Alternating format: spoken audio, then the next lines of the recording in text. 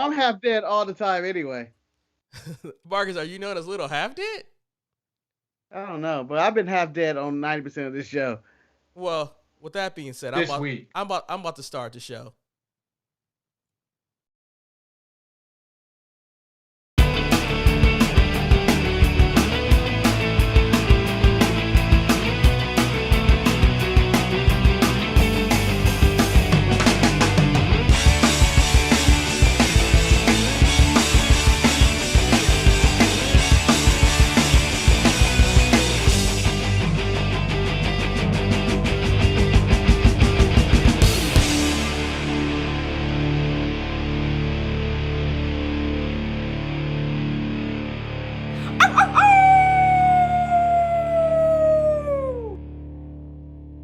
Welcome, everybody, to the Sharpshooters Wrestling Podcast. I am Eric. I'm a Pokemon master.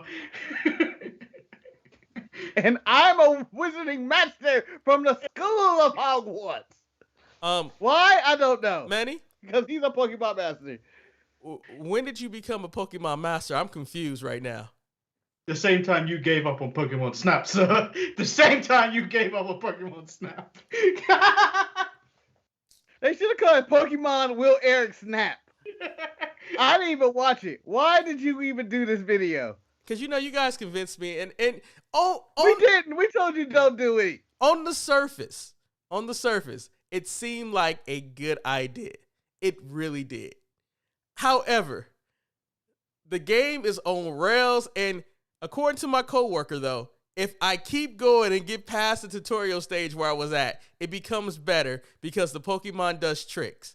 At the same time, I just don't know. But so my whole thing was, why did you do a live playthrough as if you cared to do a live play? One, you suck at games. That's just a fact. You should have just did a review like you did with the other games. Well, I kind of wanted to strike while the iron was hot, man, to get some of that Pokemon momentum. But at the same time, as you can see, Eric, you didn't even seem interested. You used this quiet voice like you were being held hostage. Well, because on my end, the voice was really loud. So you guys don't understand that video. Turn your headphones down. Huh? You should. I said you should. I was saying on the video you should turn your headphones down. No, you have to understand. So, that video was only 36 minutes, right? It took me 3 hours to try to figure out all the tricks and bobs to get everything to work. And it was numerous times that I was going to quit. But I didn't quit. Should have quit. I mean, I feel like I need to go buy Resident Evil today because that came out. And I love me some Resident Evil games.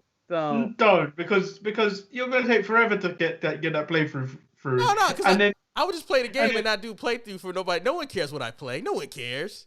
We see the numbers. The way you did the talking on that, it was like you were in a library, or ISIS has got you. It's like, oh, we are all chilling and shit. Well, at the end of the day, one thing I have learned, it's a lot easier to have energy when you have somebody there with you. When you're by yourself, there is no energy. That's you could have called either one of us to come and do that with you. Maybe next time I will. I don't know. Marcus is a half dead. Anyway, besides criticizing the half-ass thumbnail, I mean, I wanted to delete it, but it reminds me of my failure, and that's what has motivated me to try to do more. Wait, the half-ass thumbnail you talking about today's with Bianca? No, that was all-ass thumbnail right there. But I corrected that, by the way. I just corrected it now. I don't want to know what you did. I'm not gonna even look at my phone. I just zoomed into it. A money shot, Eric. It's called a money shot. I know what it was. When she walked out with the lotion up legs without stockings, I was like, oh no, they're in trouble right now. I mean, that's for all the listeners in the chat room and everywhere that I don't even know if we have people in the chat room. And, I did Jimmy that Uso got no love in the thumbnail this week. Huh? I thought you were going to do Jimmy Uso. Nah, man. Jimmy Uso pissed me off, man. Wait. Do you know the best one you could have used was when they were bowing their heads when they were giving Daniel Bryan the 10-bell salute, because it did look like that meme where someone said they were about to bust the Too Cool dance. They did. It did. But so Marcus, let's start off. Smackdown started off with Roman Reigns with the 10-bell salute without a real bell. Sound effects from Ding! Sound effects from Paul Heyman. How did you like the opening of that, Marcus? I did, Eric. So can we also do a 10-bell salute to your Pokemon Snap video? Yes. Which is dead on arrival. Ding! By the way, that isn't the lowest viewed video on the channel, though. It's still not. It's still a clip. It's still one of Marcus's clip videos, but It happens. Now, but the episode, see, that's a clip. The episode did very well. So, Marcus, once again, did you like the way SmackDown opened up? Well, they killed off Daniel Bryan, and I thought it was a nice opening. Well, my problem with the opening is the digital fist. Why was there a digital fist? When I saw it, I was like, that's a CGI fist. I understand you couldn't get the real fist, but you got to give me the circles at least. This was a throwback edition. I like the throwback jackets and Michael Cole in his jean jacket from 1997. But I wanted the fist. I wanted the giant fist in the background on the throwback SmackDown. And I wanted red, white, and blue rope for no reason. I just feel like they didn't bring the throwback to throwback SmackDown. And I was like, it was a regular show when they came out. All right, Marcus, let me pause you right there, Manny. I'm going to ask you, because Marcus did have a better question. What did you feel of the throwback edition of SmackDown?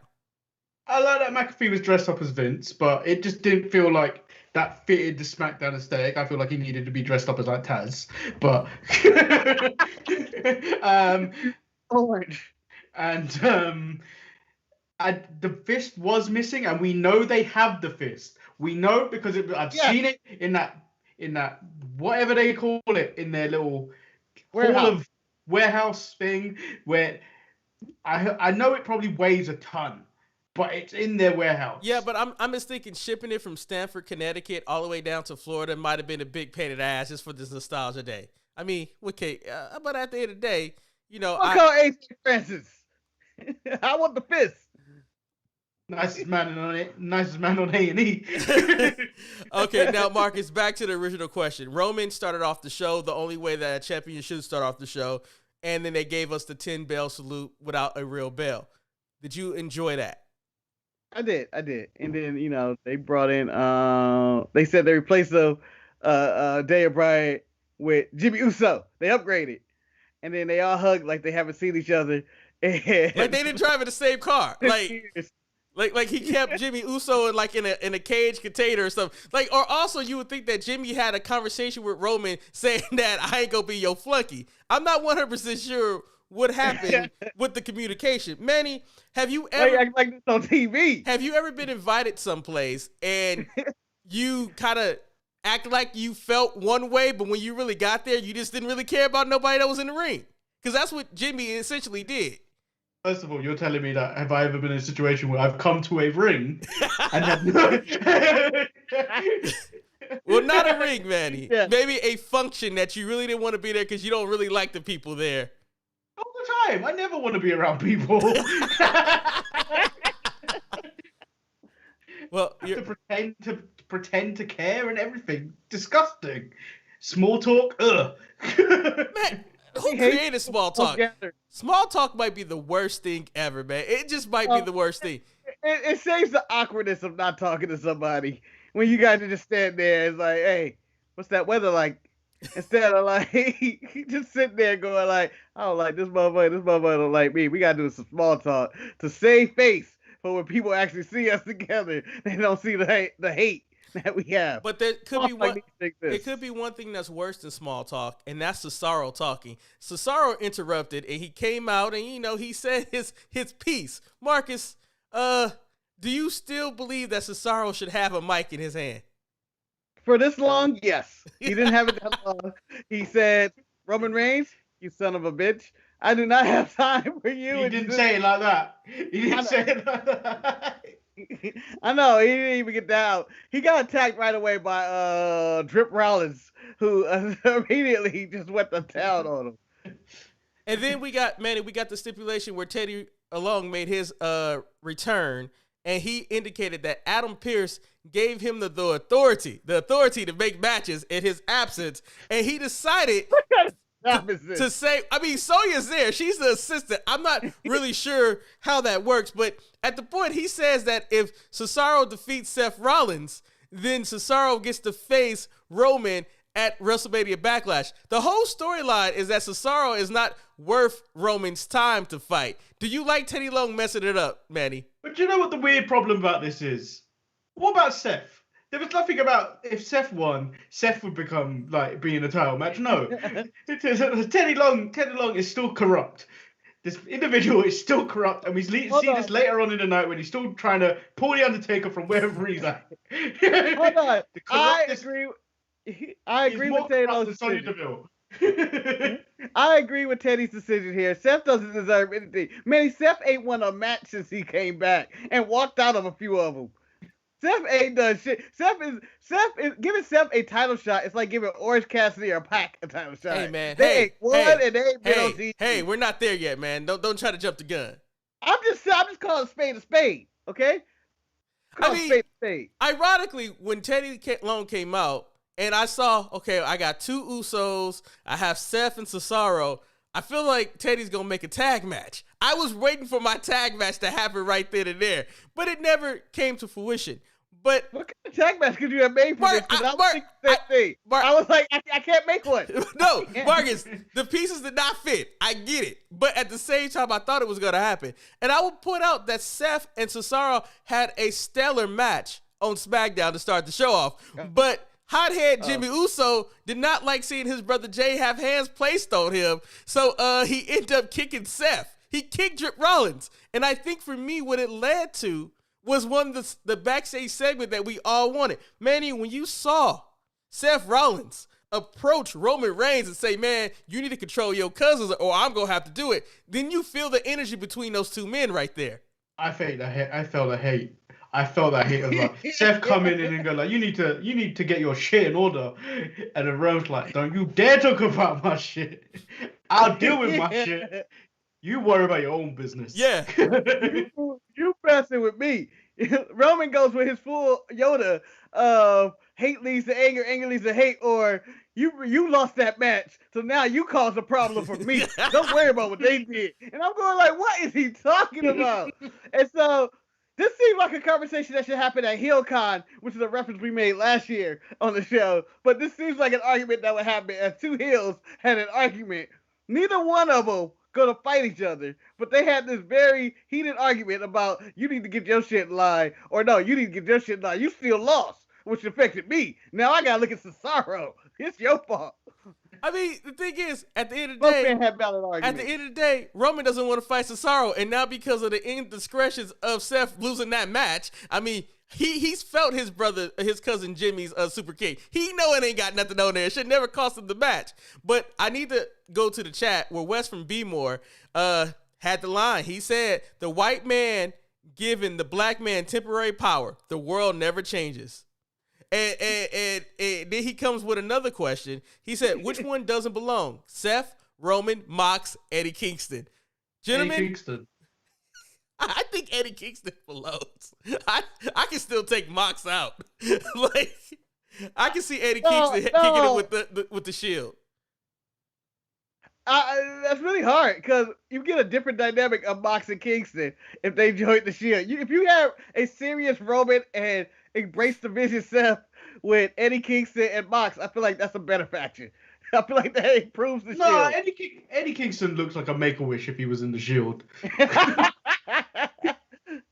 But come on, he'd be the one talking the big game. He would be the one talking. He would be the one in the gang talking all the shit. He'd be but he ain't really doing it. He'd be the Draymond Green of the team, in which he's talking all this shit. But you know, Steph Curry, aka Roman, and Klay Thompson, aka Seth, are really doing all the work.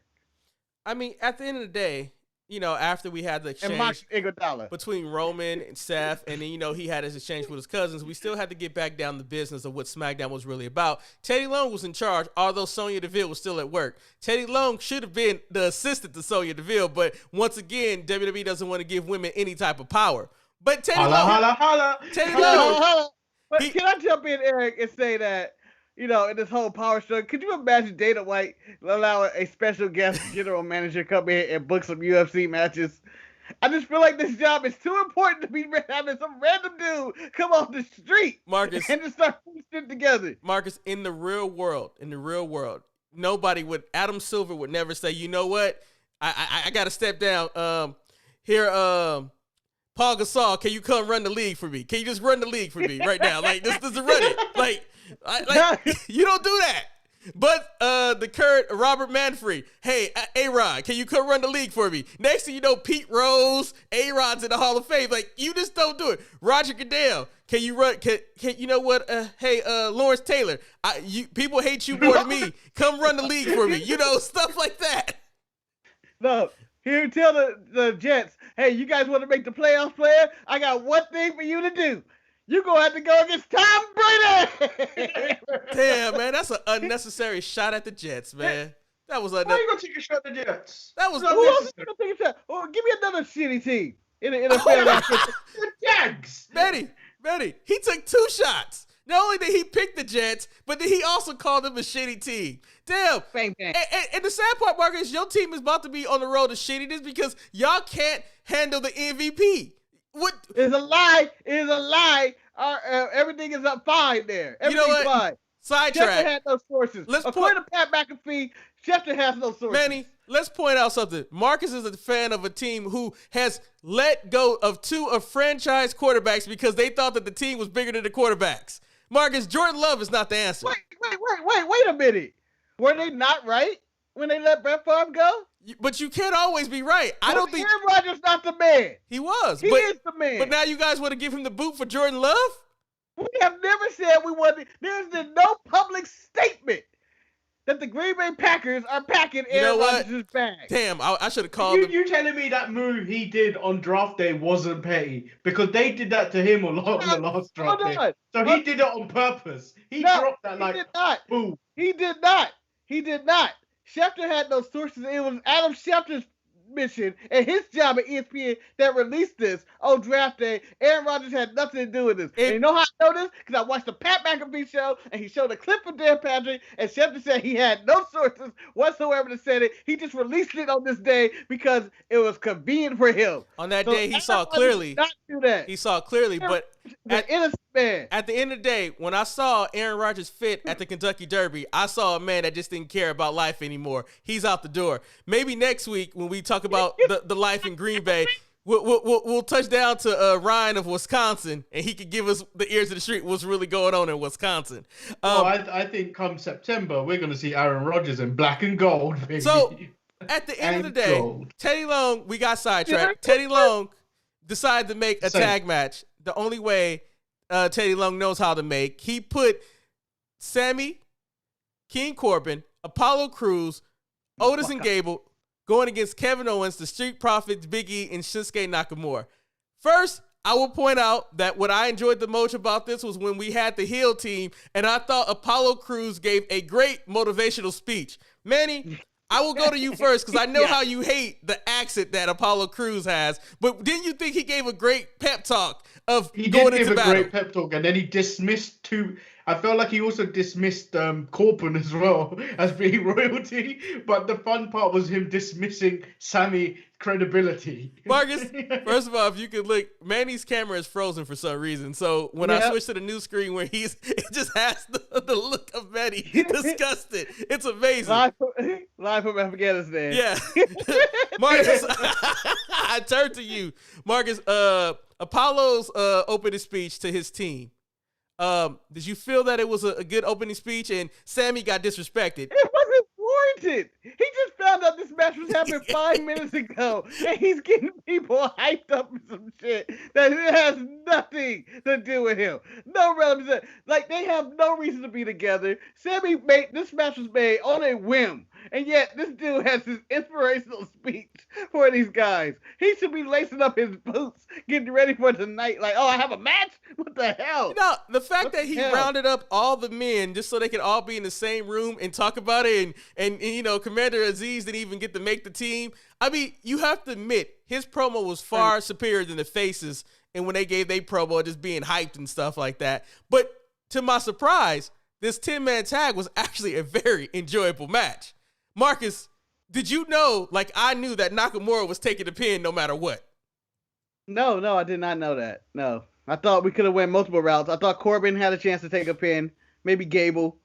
I didn't think the heels were gonna win this.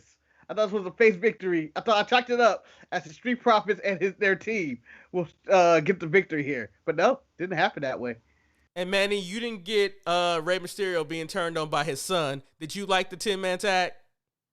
I like the 10-man tag, but I felt like something was missing. If it was a throwback episode of SmackDown, you should have gone back to at least some of the SmackDown 4, because I know Kurt Angle can't go anymore. You should have went to Rey Mysterio and Edge to give me a SmackDown 4 initial match when they had the silver ring.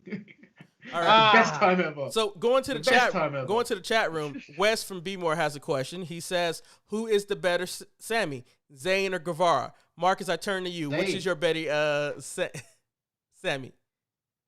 Sammy Zayn, baby. Sammy Zayn. Sammy Guevara has proved nothing to me as a babyface. He can do nothing. Sammy can go both ways. He's proved it in NXT and in SmackDown. And yes, he's a better Sammy. I also would agree with Sami Zayn. Guevara's not there, but I see potential in Guevara. But he's just not there. He ain't the Sami Zayn level. Plus, Sammy for Syria, he put a medical truck in Syria, damn it. A medical truck in Syria. He does great charity work. And Sammy Guevara is a fake Latino. But I think at the end of the day, my biggest issue with the 10-man tag, although it was enjoyable, it really didn't accomplish anything. And I think SmackDown had a lot of matches that really didn't accomplish anything. Like we had the random Ruby Riott going against Carmella, and I think that's all I need to say about that match. I don't think anybody else has. There's plenty to say about this match. What happened? What happened to the wine drinking, I'm half drunk Carmella and showing up in dresses? She went back to being FABULUS real quick. She over there moonwalking. I'm not being funny, but I want that ring entrance back. It was a good ring entrance. Marcus, actually, I think you're wrong. She went back to Money Mella. Because that was the FAB. Yeah, it's the same Mella. Oh, okay. Same Mella. But it's like she got hit in the head and was like, I don't drink wine no more. Maybe this alcohol isn't doing me good. But yeah, so I was for that squash match because they got to build somebody up in this women's division. It's only Bayley and Bianca, and then there's the tag division. No, and then let's bring up Bayley and Bianca because Bayley came out to the ring, and Bayley, I don't know what happened to her. I'm not really sure if she just had a bad hair day or this was a decision to show that she might have been deranged. But you had Bayley and her bad hair, and you had Bianca and her greased up thighs. I think overall. Why are you phrasing it like that? Hey, man. Hey, I think overall the segment accomplished what it needed to accomplish because it made it to my thumbnail, and I saw that it gave me 4 live views when I've never had 4 live views at one point. Manny, are you? Multiple times when there's been more views. Don't worry about it, man. Let me gloat about my own. Manny, are you excited for the Bayley versus Bianca match at WrestleMania Backlash? Do you think they did enough in this segment to get us motivated for it? No, I don't think they have, but I feel like this build has been quite limited. I think they haven't really even gone back to reference the stuff they did prior and the lead up to the Royal Rumble, where they could have referenced it a little bit more to enhance their ongoing feud, but it just feels very weak. A lot of this build does feel very weak going into WrestleMania Backlash. It's not even just their match in general. I think a lot of it is. Marcus, I'm going to ask you this question. That Bayley in her promo, she went down all the past women champions, to go with the nostalgia. Did you like that before Bianca came out talking about the past history of the championships? I just feel like there were some champions missing, and they went the wrong route with this. They should have had. Where was Chyna? Where was Mickie James in her trash bag? Where was the Bella Twins? And Nikki Bella's the longest reigning Divas champion of all time. Where was Sasha? Marcus, I want to point out, Wes said I was correct. He said Bianca had me wanting some Popeye's chicken. Just saying, That dry ass chicken?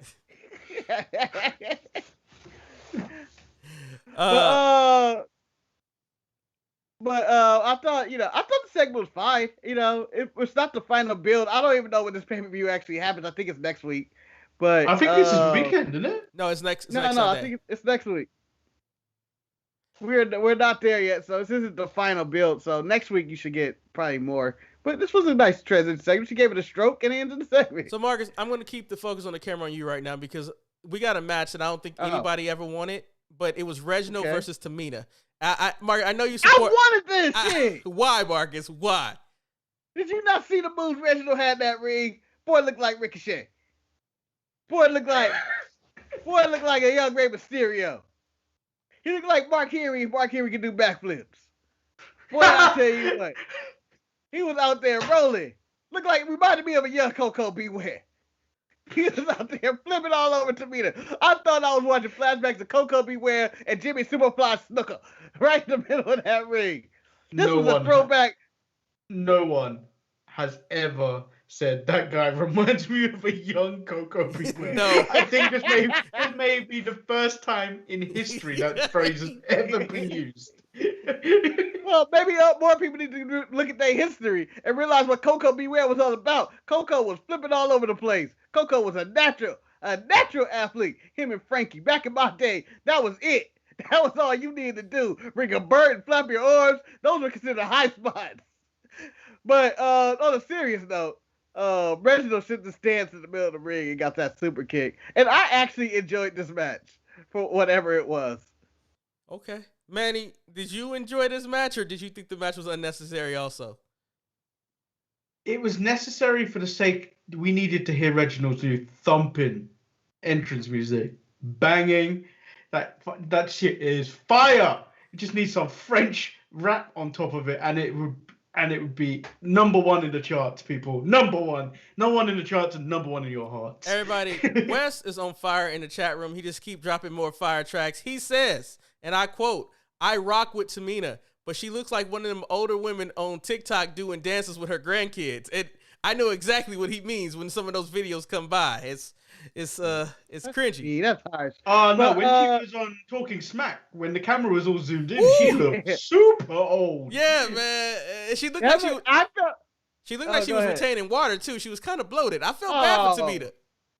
No, I felt like that was somebody mama tell them they need to get their ass back in the house before she beat their ass and come out there and do it. Did I tell you being house before the street light came on? Didn't I tell you being house before the street light? What I tell you, huh? Gonna be smart ass, I'll beat the shit out of you. But this had to happen, and I'm gonna give you one reason why this match needed to happen, Eric. One reason whatsoever. I didn't need to see Shayna take any more pins. That's Marcus. Okay?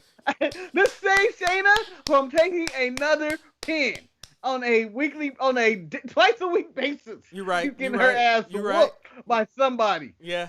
I mean, also I find it funny that when Nia's out there celebrating her man, who we don't know if she really ever, she's like, look at him flip. She was so happy about his flips. But the true story, she sounded like Hercules. The true theme of Smackdown was the strife between the tribal chief and his family, because he brought Jimmy back, but Jimmy ain't about the bullshit. He called his brother Jay a bitch, and he ain't no punk bitch. He ain't gonna fall in line like that. Manny, do you think Roman made his first mistake by inviting Jimmy back to the table when Jimmy was trying to vouch for Jay when he was going through his trials and tribulations? Do you know what? Jimmy is an ungrateful Uso. He should have seen all the how would you phrase it? All the celebration, fanfare, all the main event Uso, all the extra money coming in from being in those main events and losing but winning at the same time. Well, he was ungrateful Uso. Ungrateful. Jimmy Uso ain't gonna do shit on his own without that Roman backing. Only thing he looked like he was gonna do. Only thing he could do on his own is Naomi. That's it. But hold on. Let me tell you my favorite segment between the drama and the back. Is when Roman Reigns is sitting in his chair and he tells Paul, he just does the figure, go get my cousin. And Paul goes, what? And then he just gives him that look. And then Paul Heyman's like, you're right. Yeah, he brings back Jay. But I think Jay was the right cousin. Yeah, it was the right cousin. He don't see Jimmy as family anymore for the disrespectful shit he said in the previous segment.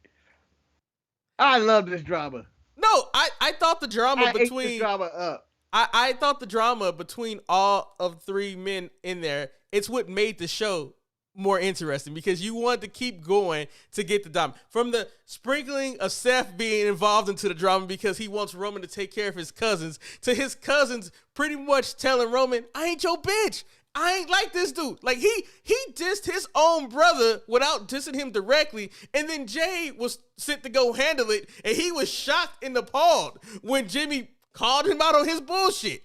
And then we get to the end of the show where their brotherly love still stands the test of time, and we don't know where we're at. We don't know if the head of the table, they're one alliance or those equalizers that Cesaro did really fixed everything. Those neutralizers were weak. Neutralizers, yes. Those neutralizers were weak. He didn't even get Jay. And that may cost Cesaro his push. But my favorite thing about this, have you ever been to an argument with somebody and say, hold on, let me go to the footage? Because that's what Jimmy did when he came on the end. And he was like, you want to know why I'm upset? You want to know why I'm upset? Look at the footage. So he showed the footage. Montez agrees with Manny Ungrateful Uso. Fall in line, Jimmy. Fall in line. I agree, man. I mean, like, you've been going for a year. How many main events have you been in? How many main events? I think he got one. He may got one. But, Marcus, I asked you this question. Jimmy told Jay, go ask him how would he feel about them going for the tag team titles and see what he says about that. Did you like him trying to put Jay in that situation to pick his blood brother over his cousin? Well, Marcus, are you going to pick Cal over me? Are you going to pick Troy over Ryan? What are you going to do, Marcus? That's a completely different scenario. And yes, I'll pick Troy over Ryan. Trust Ryan. You trying to think I'm not trying to make that money? That's made a bit Troy Uso. Troy Uso.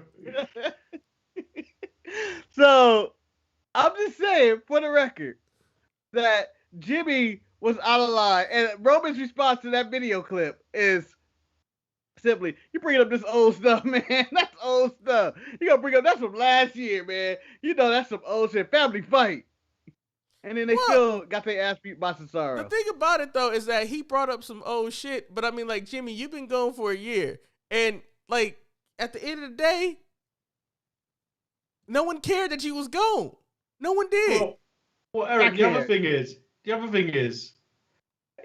honestly trying to tell me that he hasn't spoke to his twin brother in that time since? Why are you going to bring it up now? They could have addressed this a long time ago. Why are we doing it on TV? What is it? Why have you waited till TV? What are you doing? You know, Manny, they did hug like they hadn't seen each other in a long time. I mean, maybe Jimmy, West says that he should put some respect on 2021 because Jay did win the Andre the Giant Battle Royal. Maybe Jimmy didn't know that. Maybe Jimmy didn't know what Jay accomplished during the time of his hiatus. Maybe he's just used to being a tag team champion, not knowing that, hey, you know what? Maybe falling in line with Roman does have some benefits. I'm going to ask you guys this general question, whoever wants to answer. Do you think we're just going to have the clever rules where they actually both fall in line and they become the henchmen for Roman Reigns? I feel like he fell in line this week. When he was like, oh shit, they're taking my family. I'm going after Cesaro. Maybe. I still think he's going to be, they're going to play this conflicted angle for a bit longer. Marcus, you being the big Daniel Bryan fan, are you disappointed that you didn't get a package highlighting Daniel Bryan's career, or do you believe the reports that he is actually really done with WWE? No, he's dead. He was banned Jimmy from don't have the Smackdown. Peacock cap.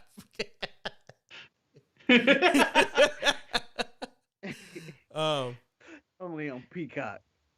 Well, if they did a video package for him, we'll have the same expression of the way he reacted to his quarterback claiming to be wanting to be leaving despite no evidence of this happening.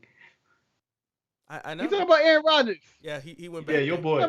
Aaron ain't going nowhere. They're going to work it out. That's what you They're hope. going to work it out. It's the era of Jordan Love, man. They ain't. He's going to be a saint.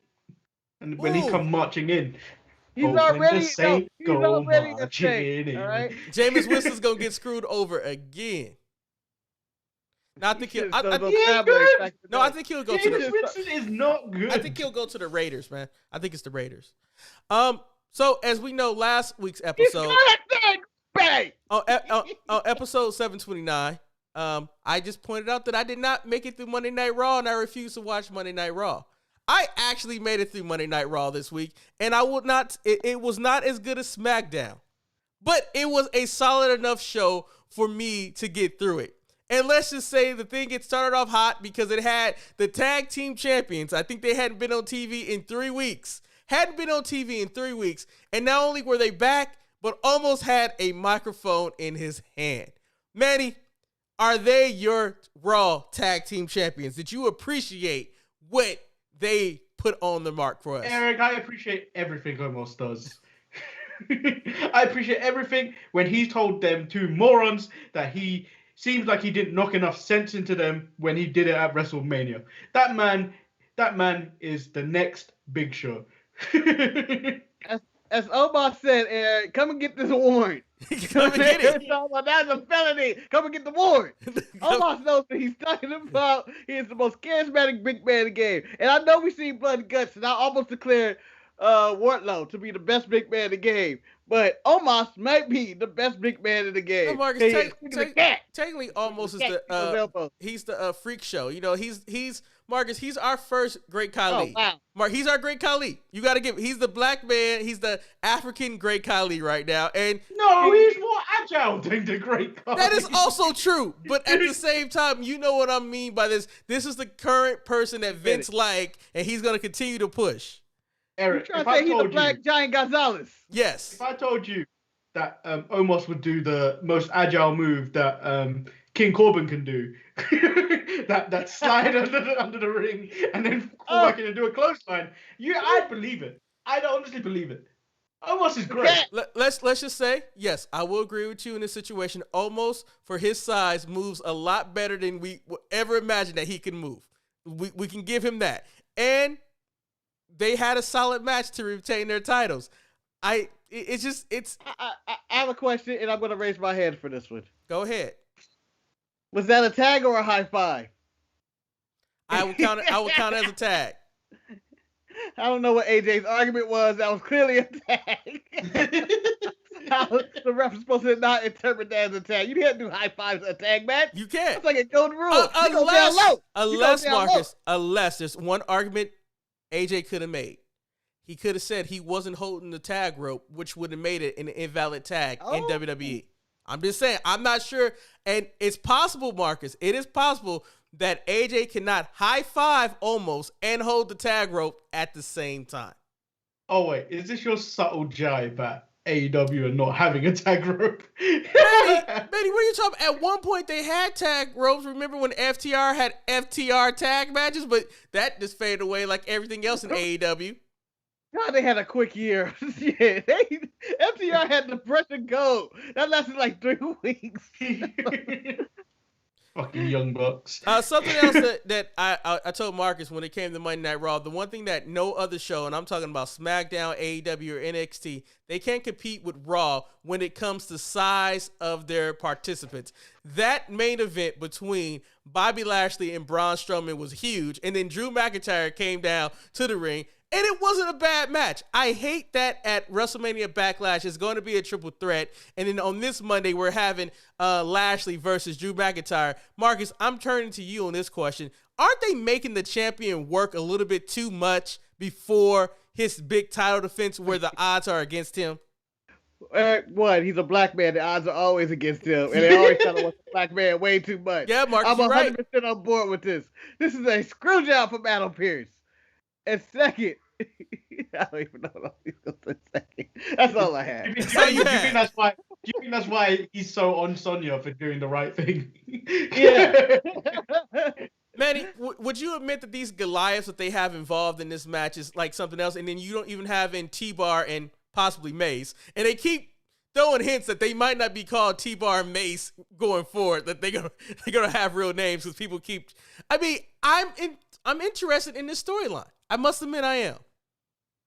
Well, I'm telling you now, regardless of whatever they change Dio Madden's name is, I will never be behind that man. I hope Omos takes him out. I hope Omos takes that man out. Useless. That man is useless. You He's never as tell him. useless as Lana. He's as useless as Lana. As useless as Dana Brooke. As useless as Mandy. Actually, no, I credit Mandy Rose because she's got that V trigger. Trigger! So speaking of useless, there was something that happened on Monday Night Raw that probably I shouldn't cover, but I have to cover because I know Marcus has been a lifelong fan of this person. Cedric Alexander decided to throw Shelton Benjamin under the bus and pretty much tell him he's the reason why they're no longer in the Hurt business because no one wanted him. But Shelton then responded and said that, you know what? I got your ass in the Hurt business. Marcus, both men are out the Hurt business. Why are they talking about the past of great times? Like, shouldn't they go? Because they never should have been out the Hurt business. They should have never left. And Bishop Man's a damn fool for doing this to them. They have ruined two black men, two promising young black men who were just touching the WWE champion, just right there. And now they have nothing but to feud with each other. You got to deal with Cedric's squeaky ass voice, and you got to give it very angry Shelton Benjamin who really wants to yell at people. Eric, do you see when Shelton was talking about how he got Cedric into the Hurt business, how he's the only one that noticed the skills that Cedric had? Does that not remind you of someone else talking about Swerve Scott? It did. But it also, it made me realize that, damn, Cesaro's better than somebody on the mic because Shelton was struggling, man. Shelton was struggling. Shelton did good. Shelton did a good job. I thought it was more Cedric that was struggling. Marcus, yeah, Cedric's voice is terrible on the mic. Well, because Big Swole, she got the deeper voice in that relationship. No, but it's all squeaky and like he's actually got a sore throat. Hey, I have a squeaky voice, so I understand the concept of what happened. So, my favorite person on Monday Night Raw, who I consider the MVP, that's Matt Riddle. Matt Riddle teamed up with Randy Orton to make RKO Bro, and they fought against All Lives Matter, Jackson Riker, and Elias. I believe it's the O in the Bro, but It's RK Bro. It's RK Bro, Marcus. You called him RKO? Yeah, you said RKO Bro. Oh, okay. You're right. I might have messed up, but I'm old, and things like that happen. Anyway, Matt Riddle, I can't wait for Randy to punch him. I just can't wait for Randy to punch him because I want to punch him. But he's so annoying that I enjoy him. Manny, do you see Randy Orton and Matt Riddle lasting long as a tag team? I hope so, because this was hilarious. Eric.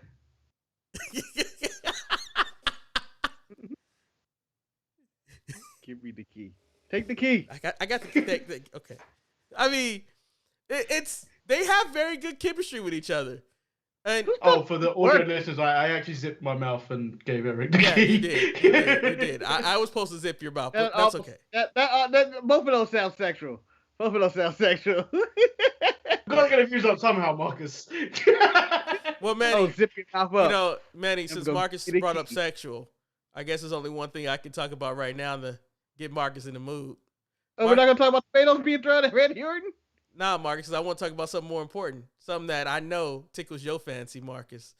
Oh. Finally, Marcus, Mr. 48-0 signed a contract, Marcus. Yo, man, your most beloved, the man I know you've been supporting for a long, long time. Yeah. Mr. Mansoor, Marcus. Mansoor. Because he's only on that blood money payroll, though. That's why he's behind him. Marcus Mansoor, showing that he been making blood money with his outfit and everything, made his debut on Raw, signed his contract on Raw, Marcus. Were you happy? 48-0. 48-0. You had to sign that man. That man was, he's been beating Kurt Stallion. He's been beating Tahuti Miles. He's been beating Adrian the Adonis. To who? I named the same person twice. But Desmond Troy, T-shirt net. He'd be a bunch of scrubs, fuckers. He'd be a bunch of scrubs. He beat them all live. He beat them all at the weight of 205 alive, and now he wants to move in where the big boys play. He got those gold shoes that added weight to him. He's ready to fight. He's ready to become the United States champion. Those boots are made of actual gold. Those things are made of gold, solid gold shoes. So when he was in there with his fresh haircut and his optimistic outlook on life, You came, huh? he was in there. Huh? That. Wow. Wow. If I could, came little Mansoor babies were with a sperm that came out of that thing. No stop. Mansoor sperm came out. All right? Sunny oil. That's what I call my semen. Sunny oil. Who names their semen? If we were even getting monetized, we would have got demonetized, right? Unless a place called Sunny Oil wants to sponsor us. So oily, so sunny. I named my semen after this. No, Sadi. It's Sadi. Oh, Sadi. Oh, I thought you called it Sunny Oil.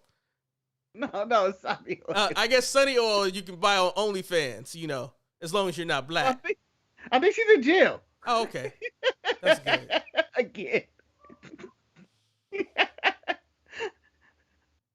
Are you finished talking about your oil, Marcus? Oh, we got more to talk about when we get into the match.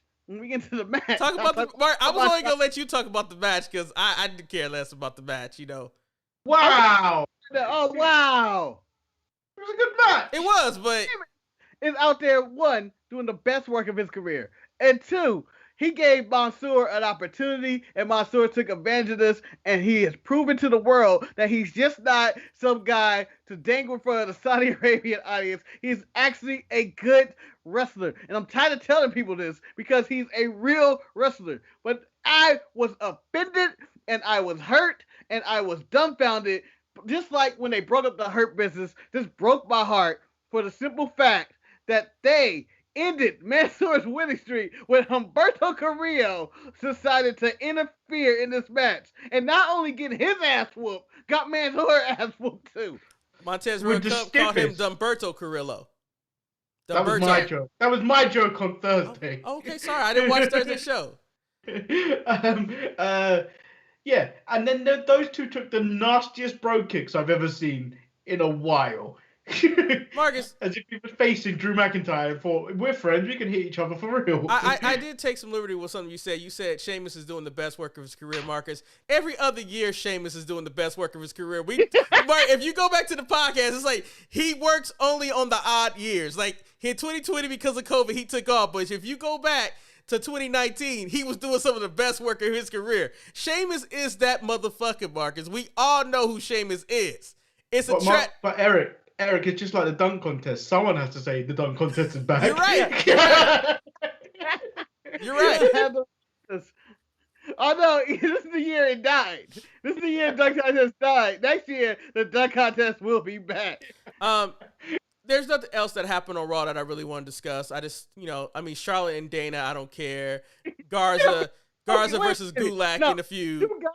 You gotta cover the Charlotte segment. Why, Marcus? Why? Because the segment to me ended up being ridiculous.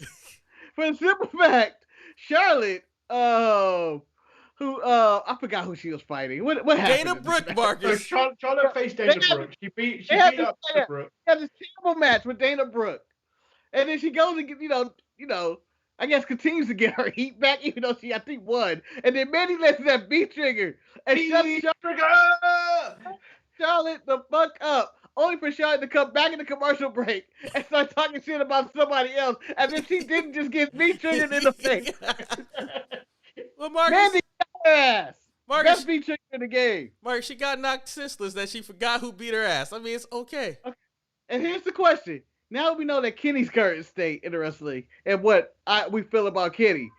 And you have Mandy's current state in wrestling. Who do you think? What beat-trigger wrestler are you taking in the draft right now? Mark, I'm taking Mandy Rose because she got better thighs. I feel like she gets more oomph because of her thighs and the oil that she placed on them to knock somebody out. That's what I think. Mandy only needs one V-trigger. Kenny needs about 12 to beat someone. Before we leave Monday Night Raw, has never won. Wes has a question. He says, where did the beef between Sonya and Adam Pearce come from? Who's got the juice? Well, for me, Sonya been trying to take Adam Pearce's job since she showed up on the camera. And I think Adam Pearce knows that she's trying to take his job. Manny, do you know where the beef came from? I think it's just Sonya overstepping. Adam needs to tell her stay in your lane, but he's not telling her to. He's taking the bitch move. Like, do I have to go to a higher power? Do I have to go to a higher power? Adam being a bitch. Adam is being a bitch. Yeah, bitch ass Adam. So here's my thing. She's the assistant. This was like when David Stern was the NBA the commissioner. And if he were to suspend Allen Iverson over some random shit that he would suspend Allen Iverson for, and then Adam Silver would just be like, "Come back into the door. You can play today." That's what Sonya is doing right now, and it's not fair. She's overstepping. She made that triple threat match for no reason. Well, that's just what Sonya is. She's just, she has a red suit for Mondays and a blue suit for Fridays. She's blooding on, she Sue Woo on Monday and she what up cuz on Friday. I mean, it is what it is. What up, cuz? Yeah, you know what it is. Oh man, the argument of who got the best thighs of the game is going out in the chat room. Wes said Mandy and Bianca got the best thighs of the game, and then Montez said, "Excuse me, Tony Storm has." Manny, who you got? Who you got in the thigh contest? I'm siding with Montez because me and Montez don't normally agree with each other, so I'm taking Montez's side on this. Marcus, who are you taking? I think I'm going with Tony Storm as well.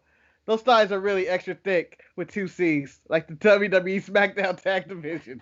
I'm going with Bianca's because hers was the freshest on the market. They just came right out the oven. They was oiled up and they was put on display. And Bailey's hair was wild, so it made it even put more emphasis on the sunflower. That made no sense whatsoever. Yeah. Manny, have I ever made sense? But the one thing that makes me do make sense, and that is AEW, and that's what we shall talk about now, because AEW was a one-match show. One match. Blood and guts. Save that. That's only if you pay for it. Huh? That's only if you pay. That's only if you pay to see it live. If you pay to go see it live, you already saw that match. Man, let's just ask that question. Isn't that a way that you can really turn your fans against you? Or are people so brainwashed by AEW markers that they will even forgive this indiscretion? No, sorry to jump in, but they advertised it as a one-match show.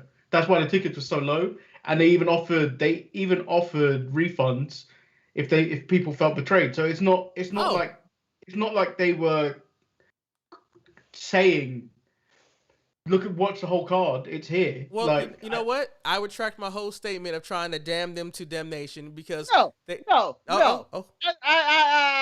feel like no, you don't do that. You don't do that.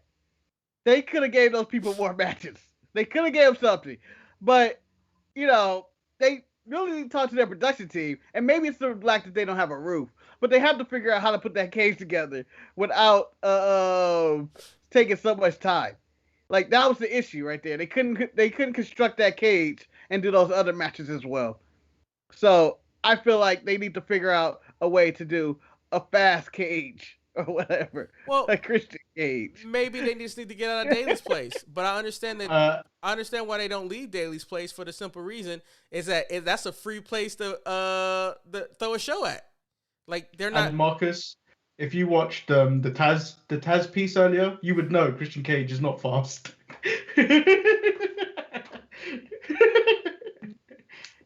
So AEW decided That's my favorite moment of the week. AEW decided to give a lot of bullshit before we got to the main event. It's one thing to say that sometimes you can have too much of a champion, but I think they gave us too much of their champion. And Kenny Omega, this is why I felt that you wouldn't succeed in WWE. Because the first match of the night was the match that we criticized from the get-go. When Jon Moxley and Eddie Kingston had Kenny Omega in the grips, but let's not get a shot at the AEW title. We want this tag match between Kenny Omega and Michael Nakazawa. And Marcus, they started the match off with a ruse that Kenny wasn't showing up for the match. What did you think of this opening match for AEW? One, I'm going to say for the record, I like the ruse because I fell for it. And I enjoyed the fact that Excalibur and Shivani were saying, I just saw Kenny in the back. This is a lie. This is a farce. He's back there. So after Kenny jumped him from behind, I was like, that's some good heel shit. Then things just fell off the rails. because there was no tag in this match. The cause of tag match is a farce. This was a match or a fight of random proportions. People can do whatever the hell they want, and you get referees flailing their arms like Steve Austin after he hit a stunner. Oh, okay. Waste of time. Manny, so they cheated this entire match. JR didn't know if it was a tornado tag. Nakazawa choked the man out with his headphone, and all hell broke loose with this match. Did you like this opening match? So Eric, I have the AEW rulebook right here. Oh, he's throwing it out the window. You didn't just make that. He did. You didn't just make that. He did. That So what they normally do is take this and go because none of this counted. A man was choked numerous times in front of a referee with objects and did nothing. Nothing. No disqualifications. I don't think they were even tagging. I don't even understand the point of having a referee at this point. Yes, there it is. Breaking news, Aaron Rodgers been dealt. But yeah, a lanyard. You can use that's apparently a legal weapon now in AEW. You can choke somebody with a lanyard. But you know, the thing that really was troubling to me about this entire match was that not only was this match made, but this match meant absolutely nothing. As the show progressed, people act like this match never took place. Like you had Kenny Omega interrupt. It was a different day. I mean, you had Kenny Omega interrupt when they started talking about the new rankings, and then you had Jon Moxley cut a promo about facing Yuji Nagata, not knowing that he had this feud. I was just like, this is no. Wait. The Yuji Nagata thing was a video package. Yeah, but it still seems really that was weird. A part of a video. I'm not gonna blame him for not representing the match in a video package. I enjoyed that video package. I thought that was one of the best things on the show. But Marcus, it's a package that took place after Mox and Kingston did whatever they could to get the match between Omega and Nakazawa. It just seems so disjointed. And then I was okay with that. I was more upset the way their tag match ended with them asking for a match with Kenny and Nakazawa, only for Kenny to decide to one, break up their first near fall, then to just walk out after. And then and Moxley and Kingston being happy with that when they stated last week, I don't want to fight Nakazawa. I want to fight Kenny. Why would you let Kenny escape? And then what I was upset about. The thing about it, as Montez said in the thing, we go to the rankings that AEW has, and Brian Cage defeated Adam Page last week, and he apparently just disappeared from the rankings. Manny, Kenny Omega facing Pac or even Orange Cassidy, isn't this just rushed? Yeah, but I don't understand why they're not giving this Adam Page versus Kenny match. Like, the story's there. If you really wanted to sell tickets for Double or Nothing, you put this match on there. Because I'm presuming they're going to try and beat WWE by having like a full-scale kind of event at that point. Because I know WWE are looking to SummerSlam for the first event where they have everyone back. But this is the whole thing. It's just like, why are you not giving it if you want to sell tickets? I mean, you're selling tickets. I do not want to see Pac again. What has he done other than losing a tag match in the last couple of months? And I think that's the biggest issue that they have with AEW is because they really feel like you watch AEW Dark. And apparently AEW Dark is doing a lot of the moving and the shaking when it comes to the rankings. And at the end of the day, like, Adam Page lost one match. If he was number one and Brian Cage defeated him, Brian Cage should be number one. I don't understand how Pac and how Orange Cassidy moved in. And it just came for storyline reasons. And then the segment that took place between Kenny Omega, who just got finished having that brawl at the beginning of the show, and he just wouldn't shut the fuck up when it was talking to Orange Cassidy. And then, let's just say he disrespected the Impact Championship, but by not even wearing it, he let Nakazawa walk out with them belts. I You just don't care about that title. I don't. Bully Ray took offense to that. Oh, he took, Yeah. and I agree with everything that he said because he said, and I quote, Manny, you have to at least come out with the money shot. He has to walk out holding all the titles before he hands those titles to Nakamura to make it seem like that these championships mean anything. They don't mean anything. So if they don't mean anything, why do you even collect them? Why do you even collect them? And that's my thing about it. And then on top of that, is this really the right time to try to push Orange Cassidy again? Because, I mean, the way that they're putting it is that Orange Cassidy is going to pull the upset against Pac, and he's going to end up facing Kenny Omega. Marcus, is it time for Orange Cassidy again? No, I don't see the money in. This isn't going to make me want to order Double or Nothing. Because apparently it's in like 2 weeks. I didn't realize that was happening at the end of the month here. And it's happening, and I don't feel like there's a story around this to make me want to order the pay-per-view to see Kenny and Pac. I think we got that on TV already too. So I don't know. Pac's one of the few that has actually got a pinfall victory over Kenny. But like, I don't need to see that anytime soon. Like, Pac needs to stay in Florida to wrestle more. He needs to stop going back and forth. It's ridiculous. I mean, I agree wholeheartedly. I just think that it's ridiculous what they're doing. Like, it just, and I think they have more problems than they would like to admit that they have, because like they have champions that don't need to be champions, but the problem is that you can't really fight these champions because I guess they're the face of the company. You have Omega, you have the Bucks, and now you have Darby Allin. And then on top of that, you have that great victory that MJF had at the end where he's the rising star, and I feel like he should have a belt around his waist. Marcus, what do you think the championship picture in AEW is really going to be going forward? Well, with so many heel factions and top heel guys that they haven't really built any baby faces. Only like Hangman Page, who they refuse to put in the title picture. And Cody is incredible because of whatever he's doing. He can't fight for the title in his situation. So you really don't have any baby faces out there other than Jon Moxley, who had his title shot.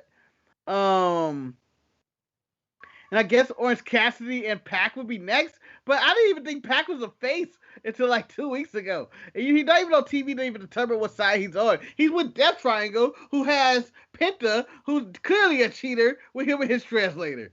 And the Ray Phoenix is dangling out there. I feel like the better match would be Ray Phoenix at least, if you're going that route. So, Manny, do you think this is the overall problem that we thought we would have with AEW, where you have so many of the performers in charge of their characters that you don't have a true direction or identity of where they should go forward with? Yeah, well, I also think that when you have a collective of people kind of booking this shit, you're gonna get this kind of mess. Like, yeah, we can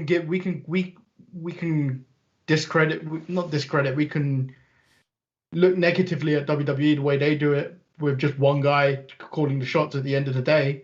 But it works. At least we know the division between people. With AEW, you get that notion that anyone could be champion at any point, which is great.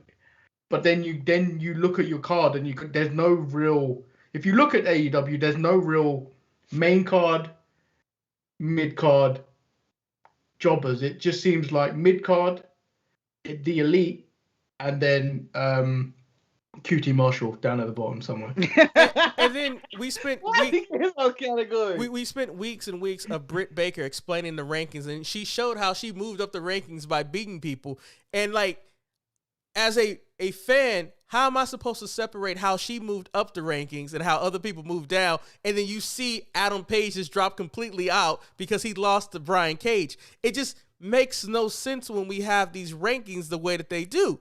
And then, you know, we go to the second match on AEW, and that was the battle of the fact it was Cody Rhodes versus QT Marshall, a match that honestly I don't think anybody has ever said, you know what match I really need to have happen is QT Marshall versus Cody Rhodes. But once again, Manny, if you could do me a favor, because you have the AEW rule book, and can you hold it up? Gone. It's gone. It's gone. Because guess what? When they threw it out on the first match, the rules were gone on that match. So, Manny, did you like the refereeing in this match? That is a loaded question. This is ridiculous. This is actually ridiculous. So Cody tries to use the belt to hit QT. There you go, Betty. Go preach, my brother. So the referee takes away the belt, throws it away. So QT takes off his belt and then hits him so hard in front of the referee. All he does is ooh, like a dickhead. And then Arn, who has no business to put hands on QT Marshall, even though we all should put hands on QT Marshall to beat him up, puts hands on him, grinds his head against a ring post in front of several referees. Not just one, about 5 of them. None of them decide. All they did was, oh, you're banned from ringside now. Ridiculous. And then Marcus was telling me that you even said that in the little box action, Red Velvet put hands on QT Marshall too. No, she stood in it and then in the crowd held him back so Cody could hit him. Ridiculous. Marcus, as I look at you in this box, Marcus, I feel like you're about to try to justify and defend this shit right here. But Marcus, what did you feel about Cody and QT Marshall going into that match?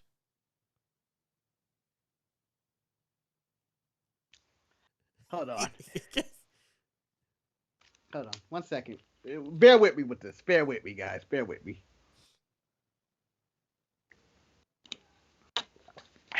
And Manny, I have a follow-up question for you also after this. I know what it's about. You know what it's about, so just be ready. Before you go to that question, I want to also add something to this as well. Okay, as Marcus building up the anticipation. Okay. Go ahead. Oh, I thought you were gonna say something. No, he's gonna let you speak first, my brother. This motherfucking shit don't make no sense. They need to stop. They need to fucking stop. Okay, none of this is good. No one wants to see QT Marshall, and not only that, the neglecting the rules or logic, and then the fact that I had to see QT's ass and Cody had to bleed. This was all a bunch of shit. This was terrible. I'd rather watch Mandy Rose and Shayna Baszler have a match against Dana Brooke in a handicap match of some kind with ladders and tables in it. 1,000,000 times before I have to see another match with this again. This was so stupid. And I just came out as disappointed in Cody Rhodes, for I thought that he would be above just breaking the rules shit and hitting hit with a belt. And the referee needs to stop. Everything about this show, this needs to stop. I hated this whole first hour. It disgusts me, and they make me sick. And I don't have the words right now to even say, but I bet you it comes out in vomiting fashion. Now, Marcus, I'm going to say something, and many people might take a lot of criticism at me when I say this. Outside of the rules not being followed, outside of me not giving a damn about QT Marshall, the match was not a bad wrestle match. It just had so many things that distracted from the match that at the end of the day, no one cares about who's part. Like, Cody wins. Who cares? Like, it just doesn't make any sense. Manny, after the match... I have a question for Manny, too. Anthony Ogogo came down to the ring, and he punched Cody in the stomach. Now, I need to ask, was your flag disrespected when the Union Jack was laid across the dead body? I felt like that was worth it. For the nonsense Cody has put us through for the last 2 weeks, he deserved to be dropped by that useless body jab, and then the American Nightmare covered by the British Union Jack. And who the hell cuts themselves while applying a figure 4? Ridiculous, Cody. Just because you decided you needed color for your match does not mean that's going to gain you an extra star, you piece of shit. I also felt like the whole dynamic of them trying to sell being covered in another country's flag is like the ultimate disrespect. And I was like, are we about to have like a world, the worlds or something? Like, I didn't really get what was going on. They have one British wrestler. Yeah, it's like... My question, and I don't even think he wrestles. My question was to Manny, how proud did you feel when that Union Jack was placed over Cody? Did you get a sense of pride? It was the greatest thing that England has done in the British flag has been used for in a very long time. I kind of want him covered, and they played the British Bulldog theme song.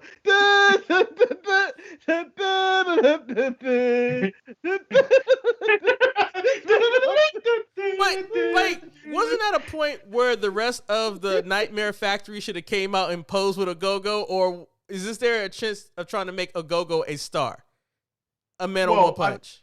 I feel like they lost their original British star. He's now going under the name of Nathan Frazier on NXT UK. Manny, can you do me a favor? Can you please unzip your jacket, because you are giving me a lot of QT Marshall vibes, and I just can't have that. I just can't. Okay, thank you, sir. I don't need all that. I'm really having this. Oh, no. I don't want to see a British nipple today. Not from him. Go get them views up somehow. Whatever it takes. Whatever. So I can say there was one thing on AEW that I did like, but then it went wonky at the end. And this was Scorpio Sky and Ethan Page cutting a promo at the very top. Wonky, no, don't you dare disrespect this, Eric. This was great. I mean, this is called justice. This is justice. So, like, they're up there minding their own business, talking to the interviewer, talking about how they gonna kick Darby Allin's ass. And apparently, Darby Allin heard something that really upset him, so he marched up all them stairs in his booty shorts and leggings, and he tried. I mean, he looked like he was strutting out there like a bitch. Yeah, it's like, and he blindsided Ethan Page and Scorpio Sky, and he ended up getting thrown down the stairs. And the announcers are trying to paint that I should feel sorry for Darby Allin, and I'm like, you shouldn't be the champion. You shouldn't be the champion. Why are you the champion? Marcus, I know you've always had issues with Darby Allin and his attire, and I think he's someone who's grown on you. But Marcus, he was a big bitch in this situation, right? So my whole thing about this is that they over there speaking hot fire and calling Sting a fraud, just like we have. Yes. And Darby had this. Marcus, before you continue, he didn't just call Sting a fraud. He called Steve a fraud. He called Steve Ford a fraud. Called him by his government name. So, yes, you are 100% right. I have no sympathy for Darby Allin. And as you said, he may have strutted. He strutted, man. He strutted up there. Very angry. No, he did not, Eric. No, he did not. He was up there premeditated up there. He was going to do the most deadliest thing. This was to me the equivalent of someone trying to do a school shooting because they've been punked and bullied all this time. Because he was up there hiding, and he gave the most deadliest attack he could do, which was a random-ass coffin drop. But little did he know, he weighs 150 pounds, soaking wet, whatever that means. And he deserved to get thrown down those stairs. Anything bad, that was self-defense. He was a psycho, and he deserved to be thrown down those stairs. And my main question to you is Darby needs to stop doing this shit to himself, because that, in the end of the day, it meant nothing. They didn't replay it. Marcus, no one emphasized. I never got the health update of Darby Allin. El Luchador said he did it for his daddy, though. He did it for his daddy. Fuck Steve. Steve's a fraud. Steve's a fraud. And he's a bad insurance agent. He's like Jake from State Farm, but he's never really there to really help you out when you really need him. All right? Steve from State Farm ain't shit. The funny thing about it for me in this whole entire segment was the fact that when they were doing the medical attention to Darby Allin, they did it in the little box action, which showed that it wasn't even more important enough so we could, like Mark said, no medical updates or anything. Man, Eric, on the Fight TV feed, it was no better. I would have rather seen that in little box, because all it was was the trainer going, "You okay?" Yeah. I mean, like, the thing for me is that Darby Allin has put himself through more things. This man went down a skateboard ramp in a body bag.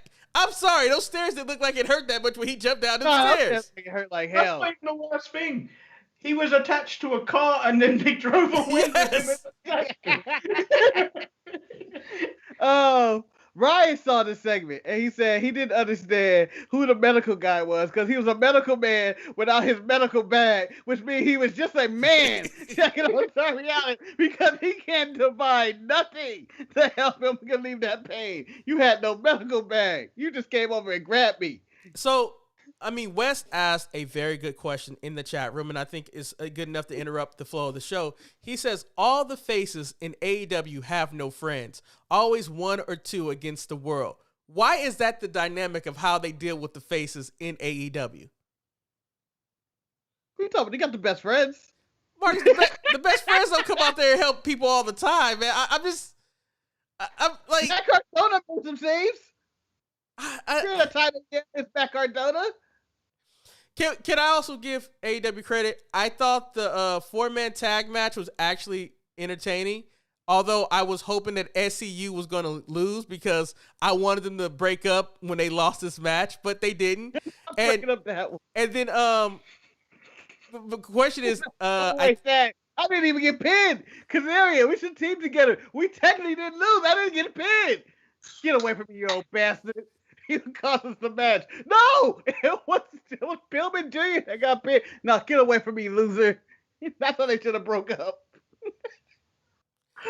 You could win a 4-way. You're a piece of trash, CD. So, we've spent a lot of time talking about all the nonsense on AEW, but let's talk about the saving grace of AEW. No. Before you get to Blood and Guts, how dare you leave this man out? Miro said in 7 days we'll find out what will happen with the man that doesn't mind dying meets the man that doesn't mind killing him. You cannot ignore that line, Eric. You cannot ignore that line. I was going to talk about that after Blood and Guts because I have a question to ask because I think we need to play who needs to be champion because they have too much stuff going on, and I was going to get there. But Blood and Guts took place. War Games, but with the spin that AEW put on it. Manny, I'm going to turn to you. Because Marcus wants to go first, because I see how he's stroking his goatee, but I'm gonna let Manny go. I'm scratching my nose. I'm about to sneeze or something. Manny. Overall, what did you feel about the main event of AEW Dynamite Blood and Guts? I thought it was all right. I feel like if you were watching, obviously, the TNT feed, you probably would feel like you missed a lot. I obviously watched the Fight TV feed, and it was okay. Like it was a good match, but I feel production-wise they should have done a lot more things differently. Like the thing with Jericho took away from what you were supposed to be seeing, but you already knew something was going down with that little thing because why, for months, have we been seeing people come down that entrance ramp directly down, and then suddenly, because there's 2 rings, that they're walking down the sides of the thing to get to the ring. It just doesn't make sense. There was this weird giant box there, so we knew something was going to happen. It was just a big spot waiting to happen. Marcus, the big spot that was waiting to happen, do you agree with Manny, like, the commercials and stuff? What did you think about the match? Well, to get my full review, please check the Run-In Review show that can come out any day now. It just has to be edited together. You son of a bitch, I can't edit this out of yours like you're edit my plug out of mine. You goddamn right I can't. You can't. No one can edit me. Okay, I'm uneditable. But overall, I thought the cage looked nice. I thought the outfits that everybody was wearing, your local prisons that the Inner Circle was wearing, their outfits was nice. I thought Wardlow in his white doublet, as Eric would call it, had a very nice outfit. I thought it was brutal. I thought it was physical. There was a lot going on, but nothing really making much sense. But it was mostly because I think the commercial breaks and a lot of the picture-in-picture, which I normally skip, which I did skip, stuff was happening, like turnbuckles being torn off or people entering and the padding of the ring being exposed. And I'm going like, what the hell happened here? There were some logic issues. I didn't like the fact that in the beginning, Dax went for the pin because he clearly didn't know the rules that everybody, 1, had to be involved, or 2, that you can't win by pinfall. And they were like, that's instinct. I'm like, no, that's stupidity.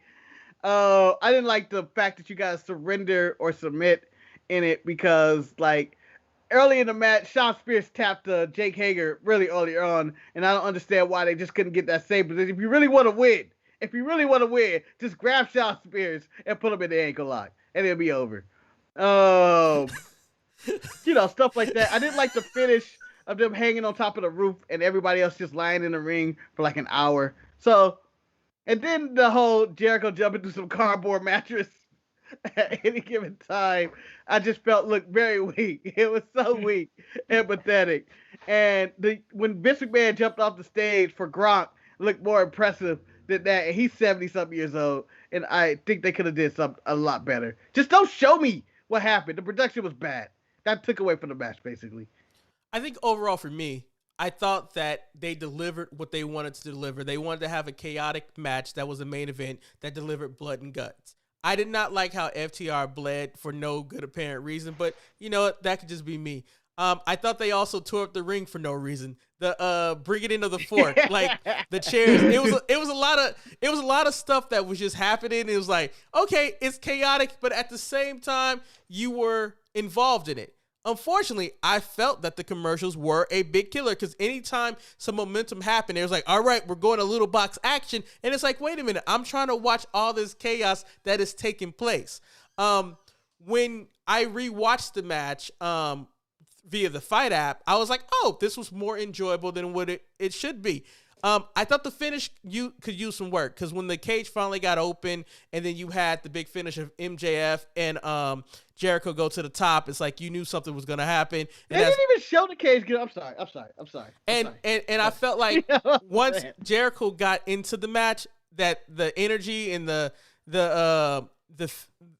veracity that they had in the match, it kind of went down. Like they went down to another gear because they were like, we're getting to the big finish. Let's just get it. Like it felt old. At the beginning of the match, everything felt young and youthful, but then Jericho got in the match and it felt old.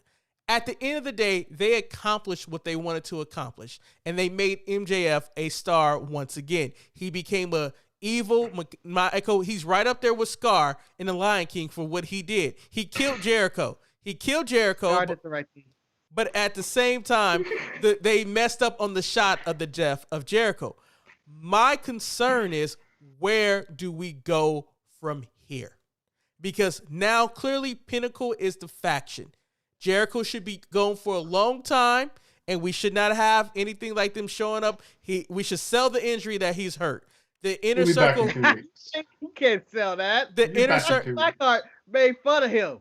I get what she did. The inner circle should be disbanded. It should be the first time where they venture out on their own and try to find their own goals. And now it's time for MJF to focus on pursuing goal. Manny, why are you moving close to the camera? I'm not. Oh, okay. I thought because when Marcus gets close to the camera, he's about to tell me I'm wrong. I was waiting for you to tell me I was wrong. That ending looked like, have you those snuggle commercials with the bear? He falls into the sheet of the mattress. That's what it looked like Jericho fell in. And I was imagining him and Teddy Russman. And I know it's not Teddy Russman. I forget the name of that bear who falls into the bed. And he's talking about he just cleans your sheets. I forget his name. But, interesting text. I agree with El Luchador. It was good storytelling, but I think the problem is that the story that they were telling was failed by the execution of their camera work. And I think that is something that as a wrestling fan, you have to forgive and you have to say, you know what? That Jericho fall sucked, but I know what they were trying to accomplish. My question now is that MJF is on top. Is it a time that he needs to go and take that title from Darby Allin and give us the true Darby? Well, because he's not taking it from Kenny. He's not going to take it from Kenny. That's the problem with having a heel champion. Like, the Elite, like, that whole tag team titles and shit like that, the only person that's vulnerable is Darby, and then, unfortunately, he has a death wish on him by Miro, who says he's going to kill Darby. So it's a possibility Darby might not make it past next week. So I feel like MJF is the star that AEW needs, but they don't have the position to put him in. Where do they go from here? Manny, I go to you first. Well, I think we may be looking at Miro being a transitional champion because they don't necessarily want to hurt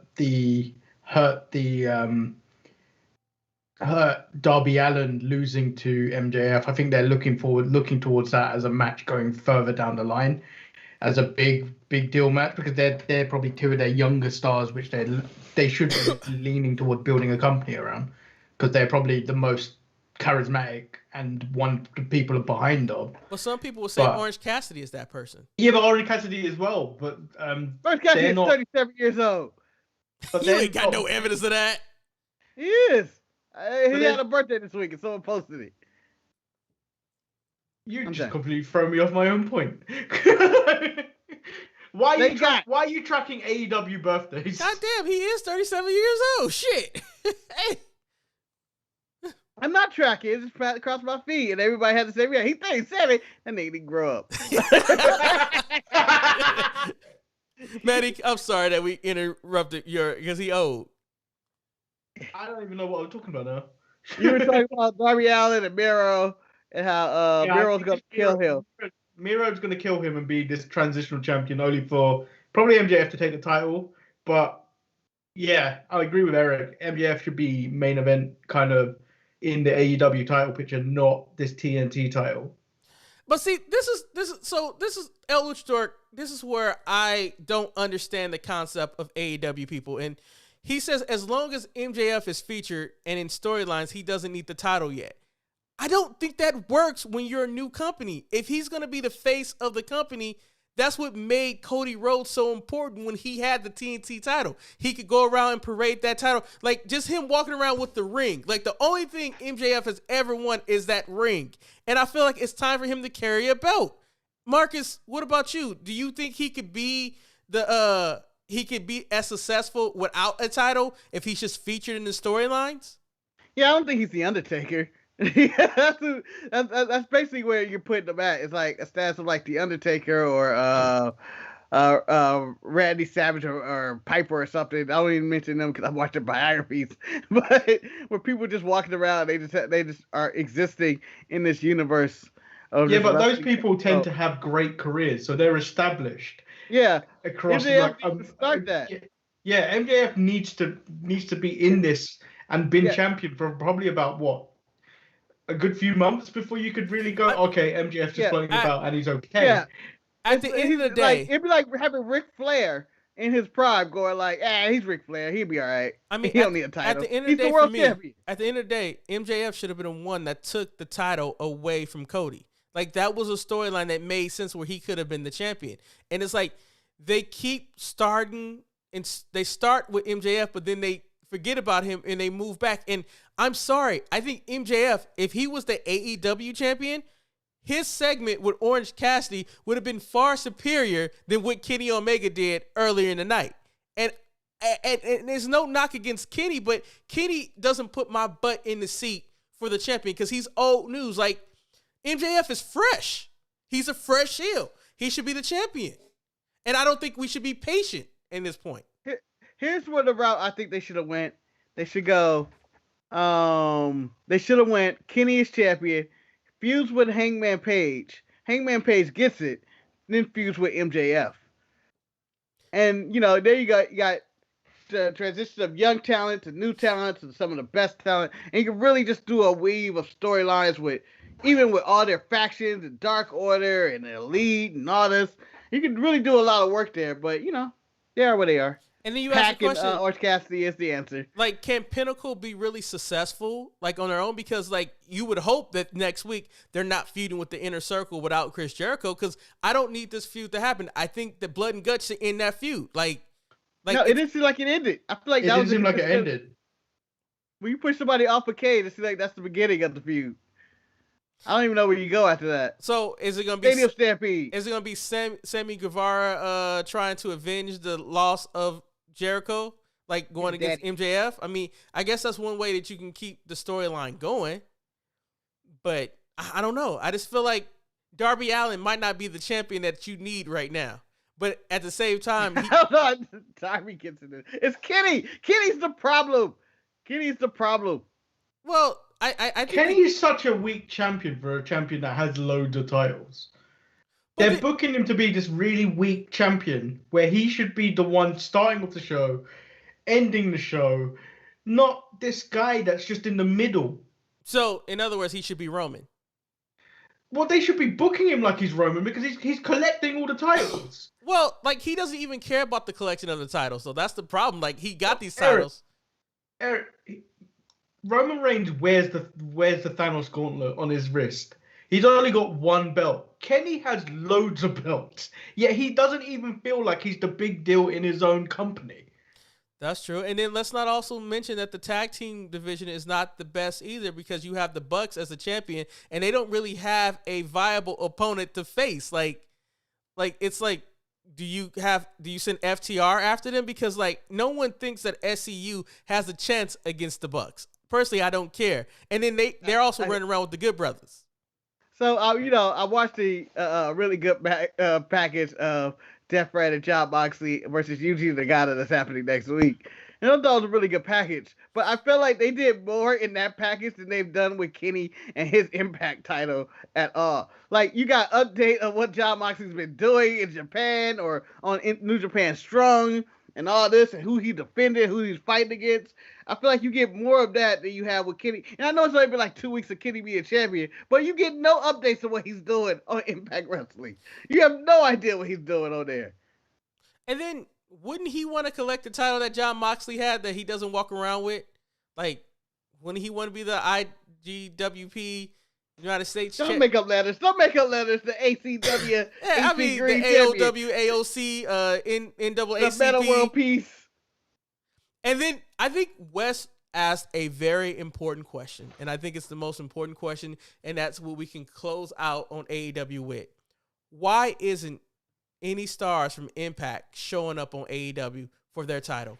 Why aren't they trying to get their title back? Where is Rich Swann? Where is Moose? Where is Jordan Grace? Just because I have nobody else. Where is, like, you're just going to let a person come into your company, swoop in, take your championship, and not do nothing about it? Where is the evasion angle? Like, how is Impact benefiting?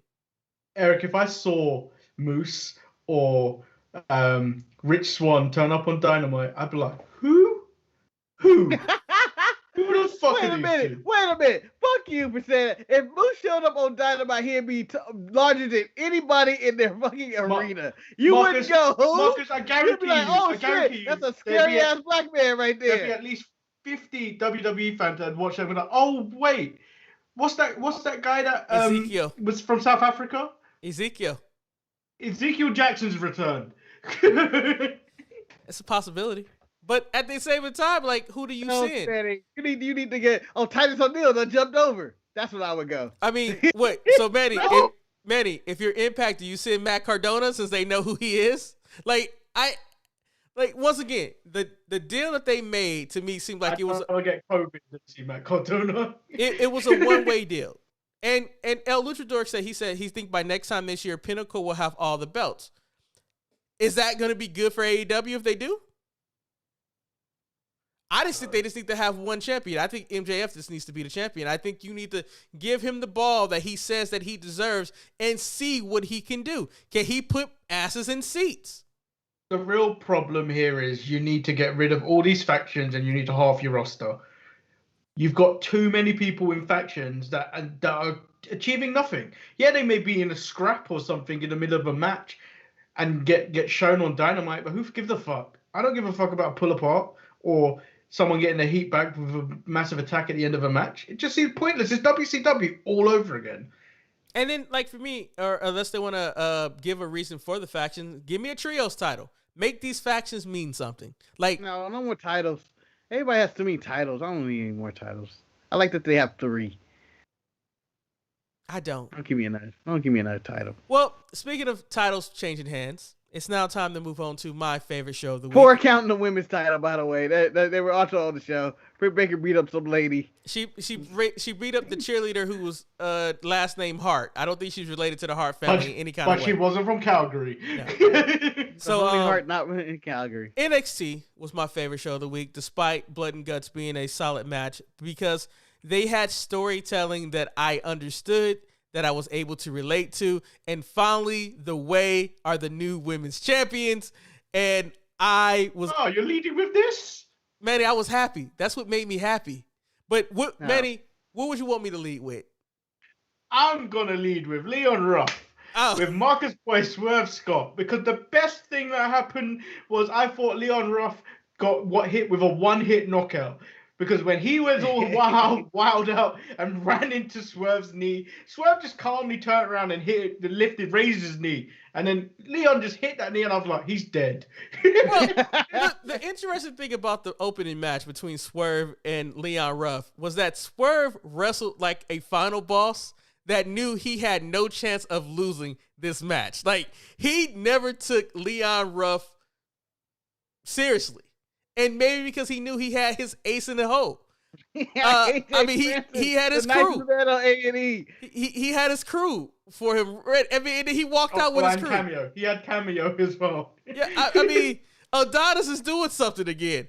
I enjoyed this match, and I think I've said on this show before, I don't think there will ever be a time that I enjoy a Swerve Scott match, but when he was interviewed... I don't know why you hate this man. When he was interviewed on Busted Open Radio, he says that, yes, he's had a lot of obstacles, and he has had a lot of false starts, but he said all those things have made him a stronger performer, and now his time is now. And I think he has taken all those obstacles that he's faced, and he's doing the best with what he's presented with. And I think for the first time, NXT might have somebody that they can make some money with Swerve Scott. Marcus, you've been with Swerve Scott since day one. Are you happy to see him achieve his success that he's gotten with this match against Leon Ruff? He was going to beat Leon Ruff anyway. I don't know what kind of questions is. Am I happy? No, I'm terrible. I'm upset that he won the match and that he looked good in the match and that you all of a sudden now have respect for him. It don't make any sense, this question.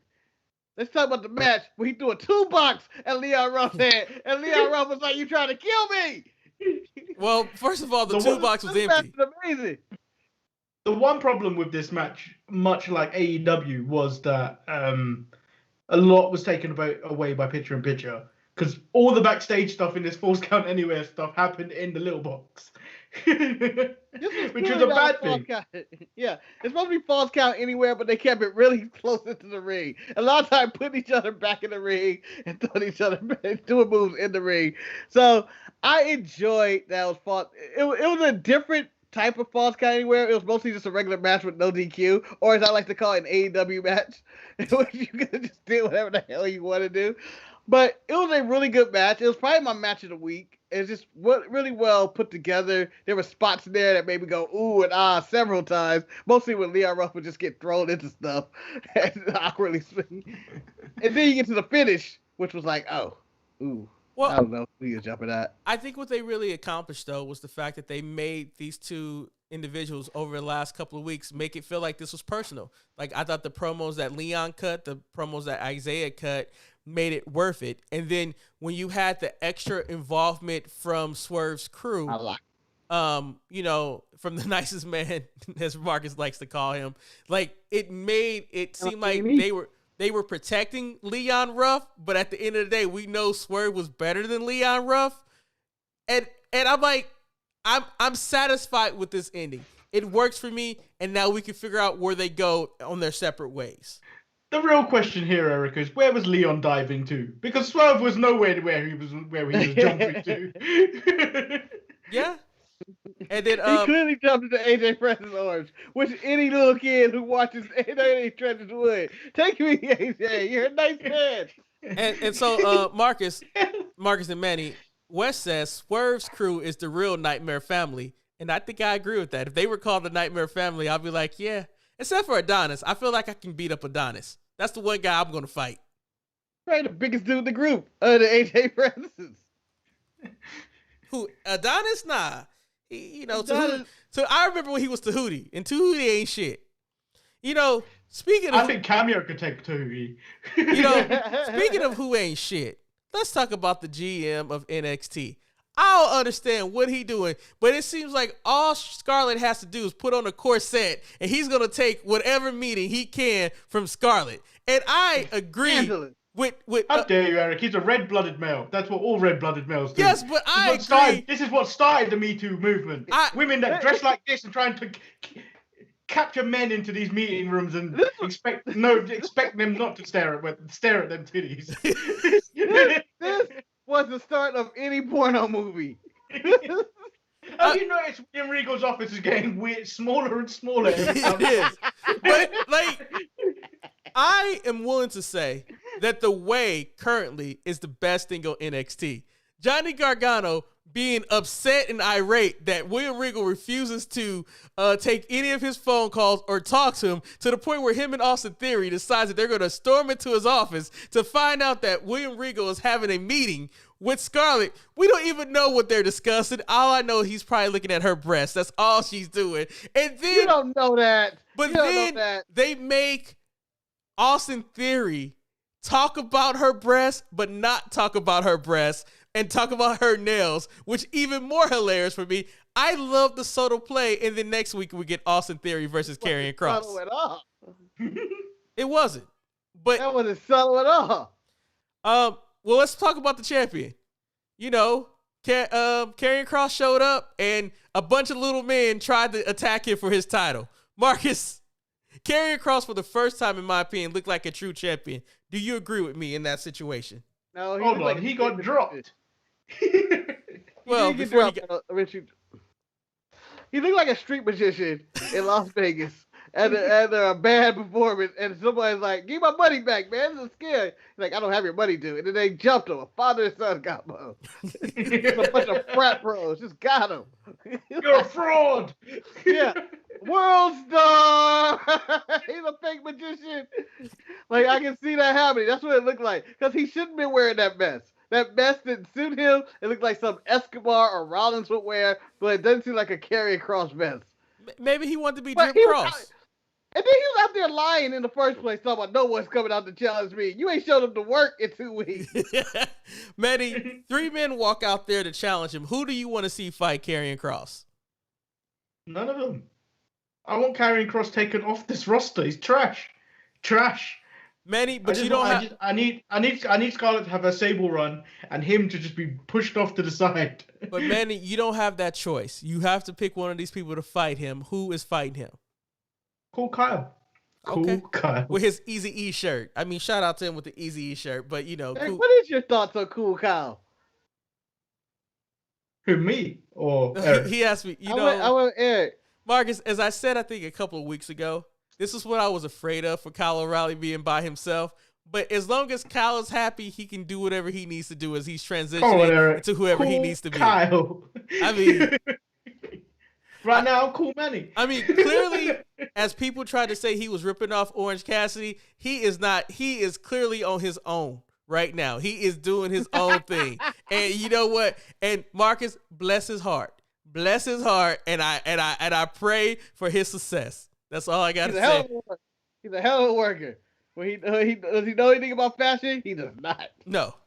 Manny, so you remember, I think last week you said that you hope that they film more $1 Million Man skits with Cameron Grimes. Clearly, they might have took that advice because after Cameron Grimes defeated Asher Hale, he decided he needed to go to the club. You gave him a name? His name was Asher Hale. That was his name. He decided he needed to go to the club to find out, Manny, that the club had been reserved already by old-ass $1 Million Man Ted DiBiase. It wasn't reserved, Eric. He bought the club. He bought it. He said he told him why rent a room when you can buy the whole place. But that didn't look like no club, Eric. That looked like a bowling alley. That looked like a bowling alley where these two went. Well, it is the middle of a pandemic, Manny. Maybe that was the only place open, and then the bowling alley is moonlighting as a club right now.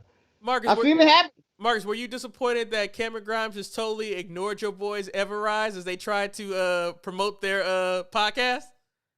You know, a little, because I felt like there's something there between them three. I don't know what it is, but I feel like those could be his boys. Those could be his running boys, in which they're just spending money together in gratuitous fashion. Just terrible.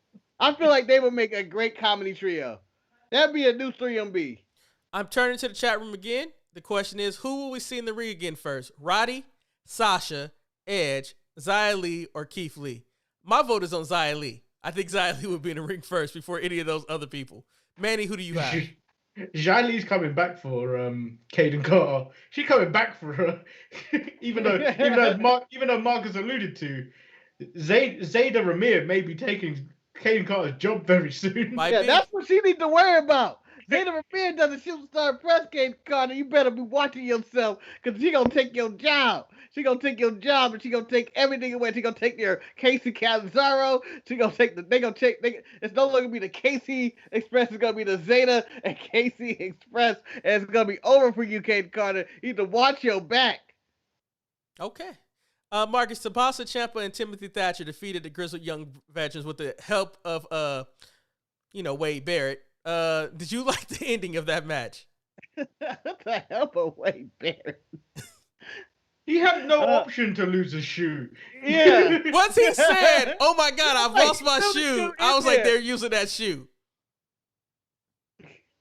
Maybe he is gonna work with them in some form or fashion, but I really enjoyed this tag match. It was very physical, very brutal, and these guys had really good chemistry. And MSK is gonna get their ass whooped by one of these teams eventually. Manny, what about you? I enjoyed it.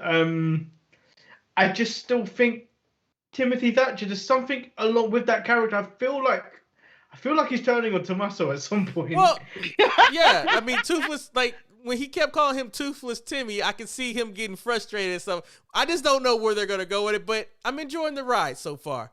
Yeah, can we talk about the NXT Tag Team division? Dare I say, it's pretty good. It's a good division. I think it might be the best division. I think it's the only one that has actually legit teams, Marcus. I think that's the reason why. No, AEW has like 90 legit teams, but Yeah, none of them are relevant. But Marcus, ain't nobody taking the titles off the Young Bucks. They're not executive VPs. Ain't nobody taking them titles. Marcus, SCU's dead men walking into that match. Ain't nobody beating them. They're old men walking into that match. We've got dead men. So Manny, we brought up Zeta Ramir. She had a match against Sarai. What do you feel of Sarai? She doesn't seem impressive to me. I blame the internet for raising her stock so high, thinking this is a new cat coming in, new Io Shirai and all this. But I haven't seen, in the first two matches I've seen of her, she has not looked good. The people she's been facing have come across better. Now, Manny, I'm going to piggyback on what you said. Like, she doesn't even seem happy to be there. When she walks out, she just walks out. and it's like, man, I need you to be energized. You want to dance? You know what it is? Have you ever gone back and watched like really old school wrestling when they do the graphic of the person and then just wave like just wave a QT Marshall entrance. But no, like, the thing about it, like, I've seen more upside in Zeta Ramir than I have Sarai. And WWE has done this before, Marcus, where they brought in new talent, but then some talent that they didn't suspect is the one that's actually the good talent. Do you see this happening with Sarai? I don't know. I didn't have no internet hype with Sarai. I feel like she's all right. I don't really, I feel like she needs a complete character overhaul of some kind because she really doesn't have a character. I don't know why she's the center of the sun. I don't know if she gets her power from the sun. It's like Harvey Birdman. I don't care. I don't care if she's Harvey Birdman, okay? If she's energized by the sun, I need to know more about her. I feel like we haven't had that. It's just that she's out there. She showed up with her dad at one time. So, like, to keep the segment going, like, for me, I enjoyed the piggyback because, like, we go backstage and for whatever reason, Imperium is being chewed out over Zoom by Walter. And, like, we're just going to let that happen. And then we go where Sarai is trying to shake hands with, Casey or Karen, whatever. And then you see Tony Storm, the new girl, Zeta, there it is. You see Tony Storm walking with a fourth because she's about to whoop somebody's ass. But then Zoe Stark somehow, someway knew what was going through Tony Storm's mind. It was right there ready to confront her and say, bitch, no, you're not going to do this. Marcus,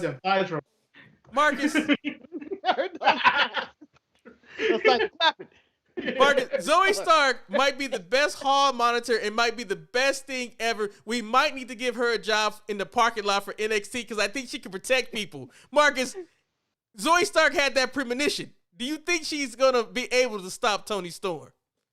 No, I think Tony Storm's going to kill one of these women at one point in the night because he was out to do it that night. There was about to be a murder in the back of NXT because he had enough. She had enough of these no-name talents trying to make a name off of her. And she said it later in her promo. Tell Shantae I said hi, who walked in the background. She said hello. What? What's that? I have a sandwich. What is that? It's a breakfast sandwich. What sandwich? No. You brought it out now. What's on that plate? It's egg, and I think it's a sausage. Yes, a breakfast sandwich. But continue, gentlemen. Is that a paper plate or a real plate? Paper plate, man. Paper plate. Saving on the washing up. I see you. Fuck the environment. Take a bite. Why I gotta take a bite? Eat it. Eat it. I can hear your lips smacking when you chew that. How much do you enjoy that motherfucking food? Oh, look at that egg. Look at that egg. Look at that egg. Oh, look at the theatrics of the egg. Look at the yolk all over the place. Look at the Batman eat. Don't listen to us. Don't smile at us. You'll choke on your food. It'll go down the wrong pipe. It'll go down your windpipe, and you start choking. There's no one there to save you, sir.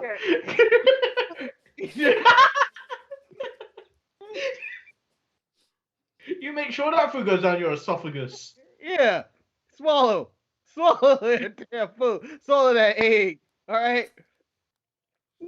Get that sausage in your mouth, and you swallow that sausage. Bad bitches swallow, Eric.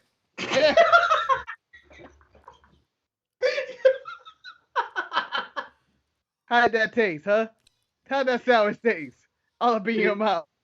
With that being said, we're getting back to it. Legado del Fantasma. Did it taste like Saudi oil, Eric? Did it taste like Saudi oil? Legado del Fantasma got into the ring, and they talked about how they were going to go after MSK and reclaim their titles. Yeah, I mean, that happened.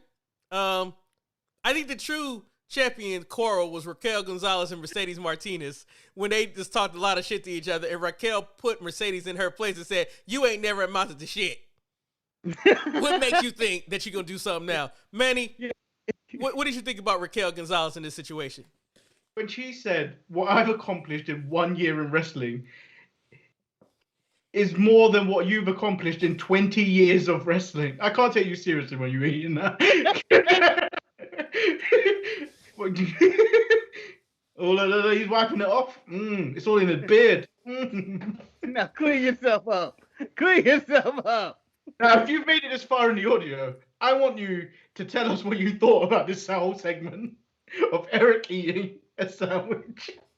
Oh, he slopped that up real good. He turned that shit sideways and shoved it in his mouth.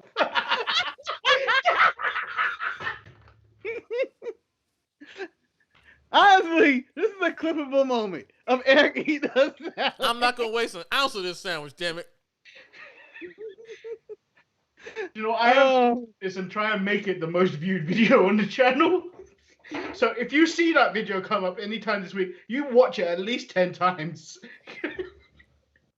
So, do you guys think that Shotzi and Ember lost because Frankie Monette had her dog shit into their tank and they couldn't come out to the ring with their tank? You think it was intentional? Yes! Yes!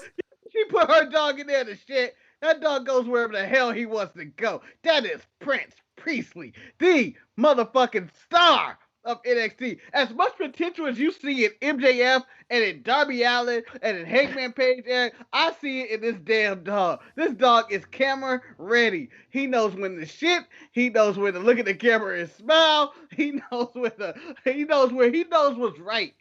And he put that bad juju on them, or as I like to call bad boo-boo on them, and he let it go. He let them go. There was at least 3 bites in that you could have had. No, you stuffed it all in your mouth. Now he can't even talk now because his mouth's full. I can talk. I'm multi-talented, man. Manny, what did you feel about the dog shitting into the tank? It was great. That dog. I took screenshots for the potential thumbnail of the show on Thursday. And that dog, every time, just looking at the camera, ready.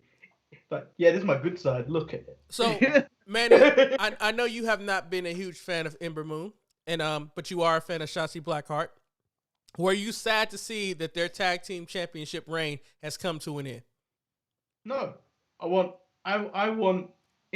Shotzi to start focusing back again on singles wrestling. Even though she will probably get destroyed by Raquel, I would like to see it happen. So, like, for me, this is where I talk about AEW trying to strike while the iron is hot with MJF. For example, I felt that for the last couple of weeks, the Way has been the best thing on NXT. And what's good for business is that now you have Candice LeRae and Indy Hartwell as the new women's tag team champions that has so much more story behind, because we're still having that Dexter Lumis looming in the background because Candice is doing everything to keep Dexter from trying to go to, who isn't perfect, by the way, because as Marcus pointed out, it shouldn't be windows in the women's locker room, but he shouldn't have been by there to look through that window. But Marcus, were you happy when the Way got their championship? I was happy, and I want to, for the record, say if we could high five here somehow. I can't. I don't know where I am. I don't know where I am. I don't know. It don't matter. Marcus raised the roof. I don't know what that was. I don't know. But I was happy that they got the titles. And I want to say, for the record, Shotzi Blackheart did not kill herself or have a dangerous dive the entire night. She survived this match. I thought she was going to die. When she stacked up those chairs and put Indy Hartwell up on there, and I was like, and so this is how Shotzi dies, y'all. Candice saved her from herself. Yes. But, I mean, let's be real. It's not often that a beatdown that happens the week prior actually pays dividends off. Like, literally, Candice LeRae and Indy whooped the ass of the tag team champions that made Bad and Bougie think that they won the tag team title. Still one of the best celebrations ever. Not Bored and Bougie. It don't matter. The Robert Stone red. That was another Aaliyah faction. Marcus, if you've seen one Aaliyah faction, you've seen them all. At the end of the day, it is one of those things that I was happy. I like the Way. I look forward to see what's going to happen going forward. And I thought NXT was just such an enjoyable show for me personally. It was as enjoyable as that sandwich. Do you give them all the belts? Huh? Do you give them all the belts? Well, they have a good majority of the belts. I don't know what Walter went, but do they get all the belts? Because all they need is Cross's belt. If they get Cross's belt and then the other tag team titles, they have all the belts. Do you give them the titles? No, they have enough title as it is right now. They don't need all the belts. I think Johnny is a great North American champion, and I think right now, isn't he currently feuding with the Thick Boy? That's his feud, right? Yeah, he's losing that title next week, and he's going after the main title. It's going to be Cross and Gargano. Well, then maybe I Cross... like that he's the only champion in wrestling that just walks around with his title around his waist, regardless of what he's wearing. Yeah. That man, but Manny, if you remember his quest to get that title, he wanted that title a lot. And so I understand him walking around with that title. But do you like the idea of him dropping that title to Thick Boy and moving on to greener pastures, Marcus? Yeah, he still hasn't. I believe Manny has brought this up, I believe all of us have at some point never had a proper NXT title run. Like his run was like a week or maybe a day. He's never had one. Maybe this time, now that he's in the Way, he can beat Karrion Kross, who will then go on to be Vince McMahon's main roster guy, and then vanish from you guys' sights as you guys want him to become Mark Marrow. The legacy continues. Manny, do you think Gargano carries the NXT title? Manny, is the Way the strongest faction in wrestling today? It's the most entertaining faction in wrestling today. Then who's the strongest faction? I think as they let it off, the Bloodline, the strongest faction. Just Roman and main event Uso. Yeah, fuck you, Jimmy. Ungrateful Uso. He put food. He kept your family fed. He's the reason why Naomi can still eat, because you weren't able to work. He's the reason Naomi still got a job. Because all she does is TikTok videos with Lana. They ain't putting food on the table. What, Wes? Why disrespect Nia Jax? No breakfast sandwiches. Why disrespect Nia Jax? That was unnecessary. That is so unnecessary. She's not like most girls was. I don't know. Guys, can you clarify what just happened? He said, why didn't they give Nia Jax a waist extender so she could wear the title just like they did for Mark Henry? Whereas you can't be making that comment when you're that size too. Oh! We're all that size. Oh! You can't be making that. You can't fat shame a woman like that. Gentlemen, we're almost to the end of the show. Technically, this would be the end of the show, but guess what? Someone took some time. They opened up their computer. They opened up their email client, and they sent in an email to the Sharpshooters. That's DA sharpshooters@gmail.com. It's been so long since we've had an email. I think the last email we had is when Manny did the Saturday show with the Untitled Manny and Marcus show, and he had to read emails. I think this is the last time we had an email. Oh, yeah, and Chris was mad at us. And I think Chris is still mad at us. This is why we don't have emails anymore. What did you guys do to Chris? I think it was just me having a go or having banter with the chat. Well, anyway, we do have an email from Chris, but it's Chris from Toronto. And whoa! He says, please forgive me, as this is going to be a long one. And he did not lie. He took a lot of time and a lot of effort in making this email. And I hate that I don't have my glasses, and so I'm about to struggle and read this. So please bear with me. You can't read at the best of it. Fuck you, Manny, and the couch that you sit on. There seem to be quite a few taking issue with the Dark Order as a whole, and their use of Brody Lee -1. More on that at the end of this post. There's also been some faction fatigue in AEW. I, for one, was very excited and equally disappointed very soon after Luke Harper was signed and debuted as the leader of the Dark Order. To be clear, it wasn't the role that I had a problem with, but the execution of the story. The Vince parody was almost as lame as the Dark Order led by the Fat Man and the Tiny Viking. The first action he should have taken would have been to fire or at least reprimand the duo for failing the vision of the Dark Order.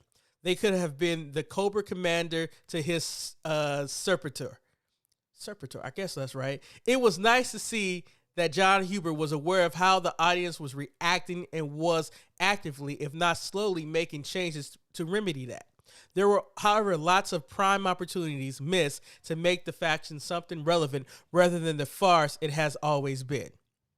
Even now, similar opportunities exist, although their chances of becoming a reality dwindled with each passing week. The core of any entertainment proposition is audience engagement. We're telling stories filled with fake fighting. You need to make people care about the outcomes of the fights by giving people a reason to care about the characters. The solution to the problems here aren't getting rid of -1, the Dark Order, or any factions for that matter. The solution is to evolve the characters and tell stories that make us care about what happened to them. I will pause the email right there and talk about that. Marcus, do you agree with Chris that the evolving of characters is what's more important than writing good stories for the characters? Yeah, that's what I would like. I would like to build characters within these factions. Because when you have the Dark Order, you just have a bunch of people hanging around. And whatever that is. That's some kid hit a note, man. That was -1. -1's at Marcus's house. Jesus. You want them to... You want them to, I forgot my thought now. You want them to just be, develop their own characters and then branch out. You don't want people just to be just associated with said faction for the rest of their career. And if they are, it's only in passing. Let's say if you talk about like the Shield, you like to see Jon Moxley is now his own thing, Roman is now his own thing, and Seth is now his own thing. They have evolved from who they were from when they were in the Shield. And that's what you want. You want people in that group to find who they are and then branch out to their own way. The Dark Order people are just a bunch of guys, and the Pinnacle, I think, are the same guys. I don't think they're going to change at all. I don't see any benefit for some of these factions. Evolution is the key word, and it's not a mystery. It's a mystery. But I'm going to turn to Manny because I think evolution or evolving is something that AEW doesn't do well, because I think someone who has de-evolved, that would be Adam Page, and he's associated with the Dark Order.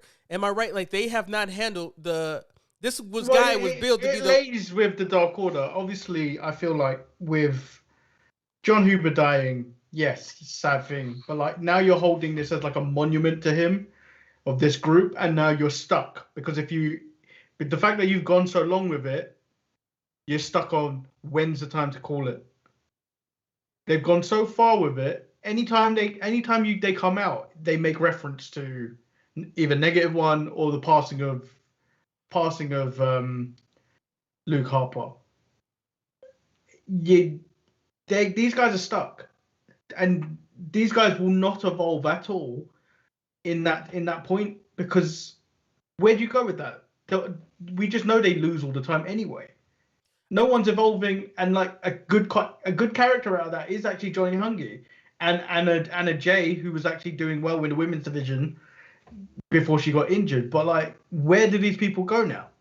And I think this is the perfect opportunity where AEW could really write themselves out of it. Like, at the end of the day, John passing was sad, but this is a point where you can actually use this as a blessing and let Adam Page take over the Dark Order and make it into his own, so he can have some type of character development where he can show that he can lead and actually build his stock back up to be a champion that they thought he was when they first started AEW. Because right now, what he's doing ain't shit. But I shall probably go back to the email right now. And he says, I know you guys like to rag on AEW for all the things they do wrong, but let's not forget about how they are and that they actively acknowledge and change things when they are made aware of them. Case in point, Matt Hardy dropping the broken gimmick weeks into his debut. And most recently, Britt Baker rants and manipulation of the ranking system. People weren't happy with Kenny or the Bucks good guy use, so they changed it up. We can easily argue about the execution of such changes, but as a now lapsed WWE fan, not the clear indication that they do listen. I mean, do you guys feel like just because they changed some things up that means that they listen to the audience, or this was just stuff that was stale and they decided they were going to change it anyway? Manny, I'll turn to you first. Well, I think the way he brought up Matt Hardy's broken gimmick, I think you couldn't do the broken gimmick anyway during the pandemic when there was no fans there. Like, yeah, you had the wrestlers there, but that whole thing, his whole gimmick and shtick relies on people. So when there was no people there, it was kind of hard to actually play it off. Like, do you remember when he returned just before the Stadium Stampede, and he did that Vanguard whatever upgrade they did to it as well at that point in the empty arena, and he was moving about in the arena? It didn't come off very well because it all relies on the shock value of his character and it being him broken and the fans reacting. So yeah, it's fine to make chops and changes when things aren't working, and like to react quickly, but sometimes even if they don't work like remotely, like the way WWE do, like, yeah, sometimes we do discredit them. It's like, yeah, they did take too long to realize that, but sometimes they're just trying to see if it will actually work, because like at some point it will work, just the fans have to get on board with it. It's just the fans are very negative about, oh, this is not working, But like, I may not like something, but it may work for someone else. Like this whole, do you know the stuff with Braun Strowman? Like Eric was not a fan of Braun Strowman at all in this instance, in the lead up. But like, I saw some videos do you know the fan interaction videos you see with like before pay-per-views and stuff like that? The way kids actually respond to him, it's like, yeah, he's doing a job for that kid. And that kid's probably he's that role model figure for them. So it's just like, it's not those kind of things where it's going to work for everyone. A lot of these things may work for like a kid or someone else that may like something else. Lord Manny Hayes with the great analysis. Marcus, I have a question for you now to piggyback on what Manny just said.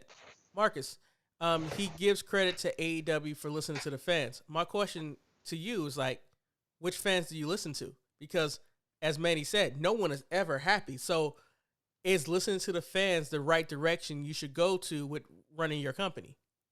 Well, I think you need to take, I want to say, constructive criticism and, make your product better. But then there's also the people who are just going to be critical no matter what they do. Like, I believe on this show, I believe you criticize a wrestler for random shit. Then I go like, hey, that is not important. You're like, yes, it is to me. And I'm like, it's not really that important. But like the constructive criticism of like not following rules or random stuff that they're introducing or having too many factions and whatnot, I would listen to the fans on little things like that. But if it's messing with my overall scope and it's not really constructive, it's more like, well, he sucks. I thought Jack Swagger sucked at WWE, so therefore you should never push him here, and he sucks here. Or I would like Joey Janela to get pushed more and get a full-time, little stuff like that. Like, I wouldn't listen to any of that. I would be more like, take the constructive, like, okay, let me filter the negative with the constructive. Like, you can take some of the criticism from Blood and Guts, like, that fall. Like, okay, we need to do a better job in producing a lot of these big finishes in our matches, whether it's a bomb or someone falling off, or, I'll try to fix that. But overall, my criticism of the match was, man, the wrong team won and all that. I take that lightly. I mean, when you come down to it, I think the biggest criticism that WWE takes, and I think it takes from the fans, is that the fans want to determine who WWE pushes. And they get upset when the wrestler that they have chosen is not being pushed. And then when that person finally gets the push, they don't respond to the way that they were claiming about. And is it that it seems like AEW pushes people to the forefront that their fans want to see? Or is it just the WWE bias that people have that it's easier just to be mad at WWE? Does anyone have an answer for that? I don't know. I just feel like the fans are fickle. And they always, it could go either way. You could push somebody and then they hate it. Because one of the things we push for on this show, I believe we pushed for Kenny to be more of a bigger deal. He was having matches with Nakazawa, putting baby oil on himself. He was really doing nothing. He was a tag team champion with Paige. And we were like, nah, he should be the world champion. He was the biggest signing that you guys had. And you guys aren't really doing anything with it. And now they are doing something with it. We're also going like, man, he's pretty shitty at this. So I don't entirely blame Kenny. Like I feel like someone's had to sign off on this stuff as well. So like it's partly like Tony, and I think Tony, and it's mainly because of the videos I saw went after that Britt Baker match with Thunder Rosa. I feel like he just listens to everyone and lets them have their way. Because I feel like this is what Kenny wants to do. But like this doesn't work if you feel like a side character. No. You're not the real deal. They need somebody in AEW, in my opinion, that's someone like Bully Ray, who would just say, like, no, this doesn't make any sense. Like when he talks about it on Busted Open Radio, and it's like, oh, this makes sense. It's like, who in the company is telling these guys, no, you don't do it this way? Now, it might be maybe Arn, maybe Tully, maybe Billy Gunn is telling them, hey, don't do it, and they're still doing it because that's what they want to do. But at the end of the day, it's connecting with some type of audience. I don't know what the views for Blood and Gut was, what the ratings were. They did about 1 million, and they were like the top ranked TV show on cable. Number one cable show in the world now. Oh, that's good. That's good. Let me go back to the email. But they lost views. Viewers. They had 1 million. They had 1.2 back when NXT originally left. But the other thing is, I've said it 1 million times, is these like hardcore wrestling fans, all they want to see is good wrestling, but they never see the business side of it. Like yeah, have a 5-star match. Doesn't matter to me. How much money can you make off that match? That's the real question. You only get in this business to make money. You don't enjoy it. If you enjoy it, you wouldn't be wrestling. You wouldn't be buying to sign for AEW or WWE. You'd be doing random indie shows on the weekend. But like for me, the thing is that I think with so much wrestling out there in the world, I don't understand why it has to be an A or B. If you don't like WWE, okay, great, don't watch it. If you don't like AEW, don't watch it. I mean, there should be something out there for everybody to go in and enjoy. And I don't know. This is like almost a resurgence of wrestling. There's so much wrestling everywhere that you can just watch. Just everybody. There's a show for everybody. Whether it's Japan, NXT, AEW, Raw, SmackDown, NXT UK, MLW, Impact Wrestling, Ring of Honor, AAA. There's so many different damn wrestling shows. And then if you don't even want to see, you can watch documentaries on A&E or Treasures, the nostalgia shit. There's so much damn wrestling on TV that if you can't find anything you don't like, maybe you are not a wrestling fan. So I'm sure there's a show out there for you if you are a wrestling fan. Just watch it, find it, and enjoy it. You All know? right, going back to Chris's email, he says, I would suggest that more developed storytelling, including better consistency and follow through, will help them break through and gain the next million viewers. It would seem that Tony Khan needs to take further control and or hire a continuity manager to clean up some of the issues that happen relatively frequently when multiple segments are too similar or on any given show. Jericho has mentioned these things on his podcast, so they are aware of the issue. They may just not have come up with a solid solution as of yet. A few story ideas. Brody Jr., -1 being declared the rightful leader of the Dark Order. Bear with me here. This type of thing has happened many times throughout history. A leader, usually a king, passes away and their heir is too young to take command. That doesn't take away from their rights to the position, but passes their power to another until they are of age. Think Hand of the King in Game of Thrones. Consider the story possibilities of a young man being manipulated by a power-hungry underling. I would suggest strongly bringing in Eric Redbeard, teasing he's the new leader, and have him be -1 personal security.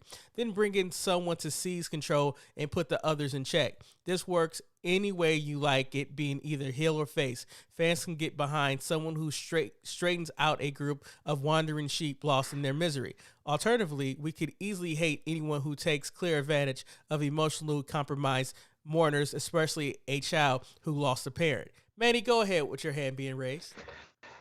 I would rather. I like this story, but I would rather them disband the Dark Order right now. He let this kid mourn his father and grow up. Let him grow as an adult. And then if he wants to get in the wrestling business later, let him do it. And then if these people are still in the business, you have him in an angle where he just holds up the mask. And then these people are like, oh, yeah. And then they come back together. And I think that's what I would like to see. Because this kid's too young. He needs to process that his dad died. I think kids' minds are very different to the way we process grief as an adult. I would agree with that, but I think the storyline that he came up is a way to write him off of the screen also. Like, you know, like this is his Hand of the King, and he doesn't have to be on TV to make these decisions, and you go from there.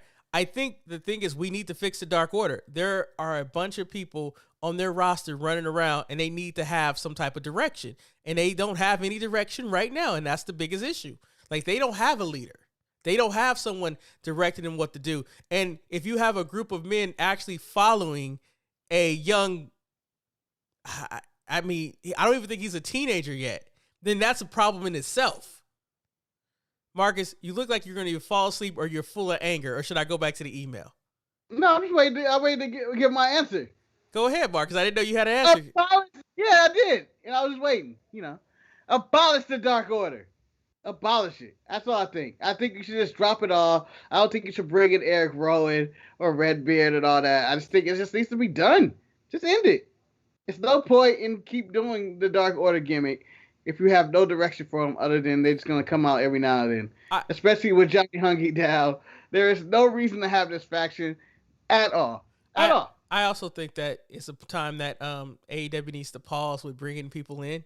You need to work with what you have. Like, you brought in Christian Cage, and he didn't even make the Blood and Guts show. We didn't even talk about my favorite show. My favorite moment. He did make the show, Eric. And Christian stole the show because Taz did that vignette and talking about technique with Taz. Yes, and he talking about, look at his shitty knees. He can't get the height and the torque he used to got. And then look, he tried to go for the kill switch. Those tired ass moves. Just get thrown by somebody. Marcus, I didn't need that. Was hilarious. That was so much shade into that vignette. Imagine watching Kobe Bryant detail of him just reviewing like Shaq and him just talking shit about how he can't stand him. He says, in any event, having a new leader presents the opportunity to repackage the Dark Order into something more seriously. It should be someone good on the mic. My vote is Zelina Vega. As far as factions go, let's lean on Game of Thrones again. Having multiple groups vying for power provided 73 weeks of compelling television.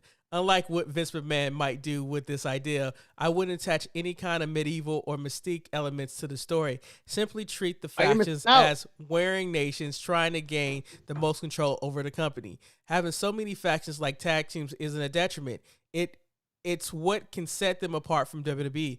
Factions can form temporarily alliances and others can swallow smaller groups. You could have a faction killer. Either it's your own group or an individual whose only purpose is to disrupt. The point is, as much as we fans love a great in-ring product, it's the stories and the characters that hook us in. Whether it's watching our favorite star rise through the ranks and achieve success, or watching best friends team up mega power style, only to break up due to a misunderstanding that only the audience can see. People overcoming the odds and living through tragedy is what brings us in. When Randy Savage or Daniel Bryan won their first championship, we didn't celebrate because the matches were great. We shared their joy of overcoming the odds and remembering their journey to get there. The promise of AEW was to treat things seriously. That isn't to say we can't have fun and shenanigans, but the core of the brand should be dramatic. I hold out hope that they'll get there in time and don't lose sight of their goal. In the meantime, continue to vocally criticize and shine a light on their missteps, but let's do this in a constructive way. At the very least, they seem to hear us. It's not fun and constructive. Addendum, Brody Lee Jr. Stephen A. Smith. There is a vocal group. Ain't nothing constructive about the way he talking about the Cowboys. There is a vocal group on the internet that view AEW's use of John Huber's son as some kind as exploitation. Personally, being a parent, I couldn't imagine how to console my children if their mother passed. I would have to lean on anything that brings them joy and takes their mind off the pain. I do understand the dangers of taking advantage of a child. There's a fine line between exploiting a tragedy for profit and memorializing, honoring a lost comrade. I'm cool with things as long as A. Brony Jr. wants to continue. John Huber's character remains a respected figurehead. His name was Robert Paulson. It's really up to Amanda Huber to dictate how her children participate or not. We have no idea her financial situation or the considerations that may have been put into John's contract. Thus far, as me, it looks like Tony Khan is doing right by the Huber family. Stay sharp, Chris from Toronto. Chris, thank you for the email. It was very well written, and I thought you know, in so many ways, you might want to apply for a job with AEW because they could use somebody who comes up with better ideas than what they're doing right now. I don't agree with like a bunch of factions joining and all that. I don't need all that. Marcus, I feel like if everybody's in a faction, it just means they're all on like the same level and no one excels to another level above them. No, I think booking it towards the way of Game of Thrones, not the best example, because that didn't exactly have the best ending, much to the argument that it led to on the TV bracket on the New Day podcast. It did, that bracket. I mean, at the end of the day, you just have to, I think the thing I take away from his email the most is that you need to come up with compelling storylines. And I think when you look at AEW, when you look at the WWE product, the three most compelling stories that's going on in wrestling right now is probably Roman Reigns and his obsession with being the head of the table, the tribal chief, and what he will do to keep his power. Number 2 is probably the rise of Pinnacle. And number 3 will probably be the way and how they're trying to take over everything in NXT. And you know what? Swerve Scott gets a mention too because he's jumped in there. But those are things that I think we got invested in. Right now, I don't think anybody's really invested in Bobby, Drew, and Braun. But there's still 2 big men, 3 men going, they're slapping meat on meat. I mean, what can you say about that? Bumping meat. Yeah, you know. I'm tired. Is there anything you guys want to close things up before we wrap this show up, or should we just close this show out?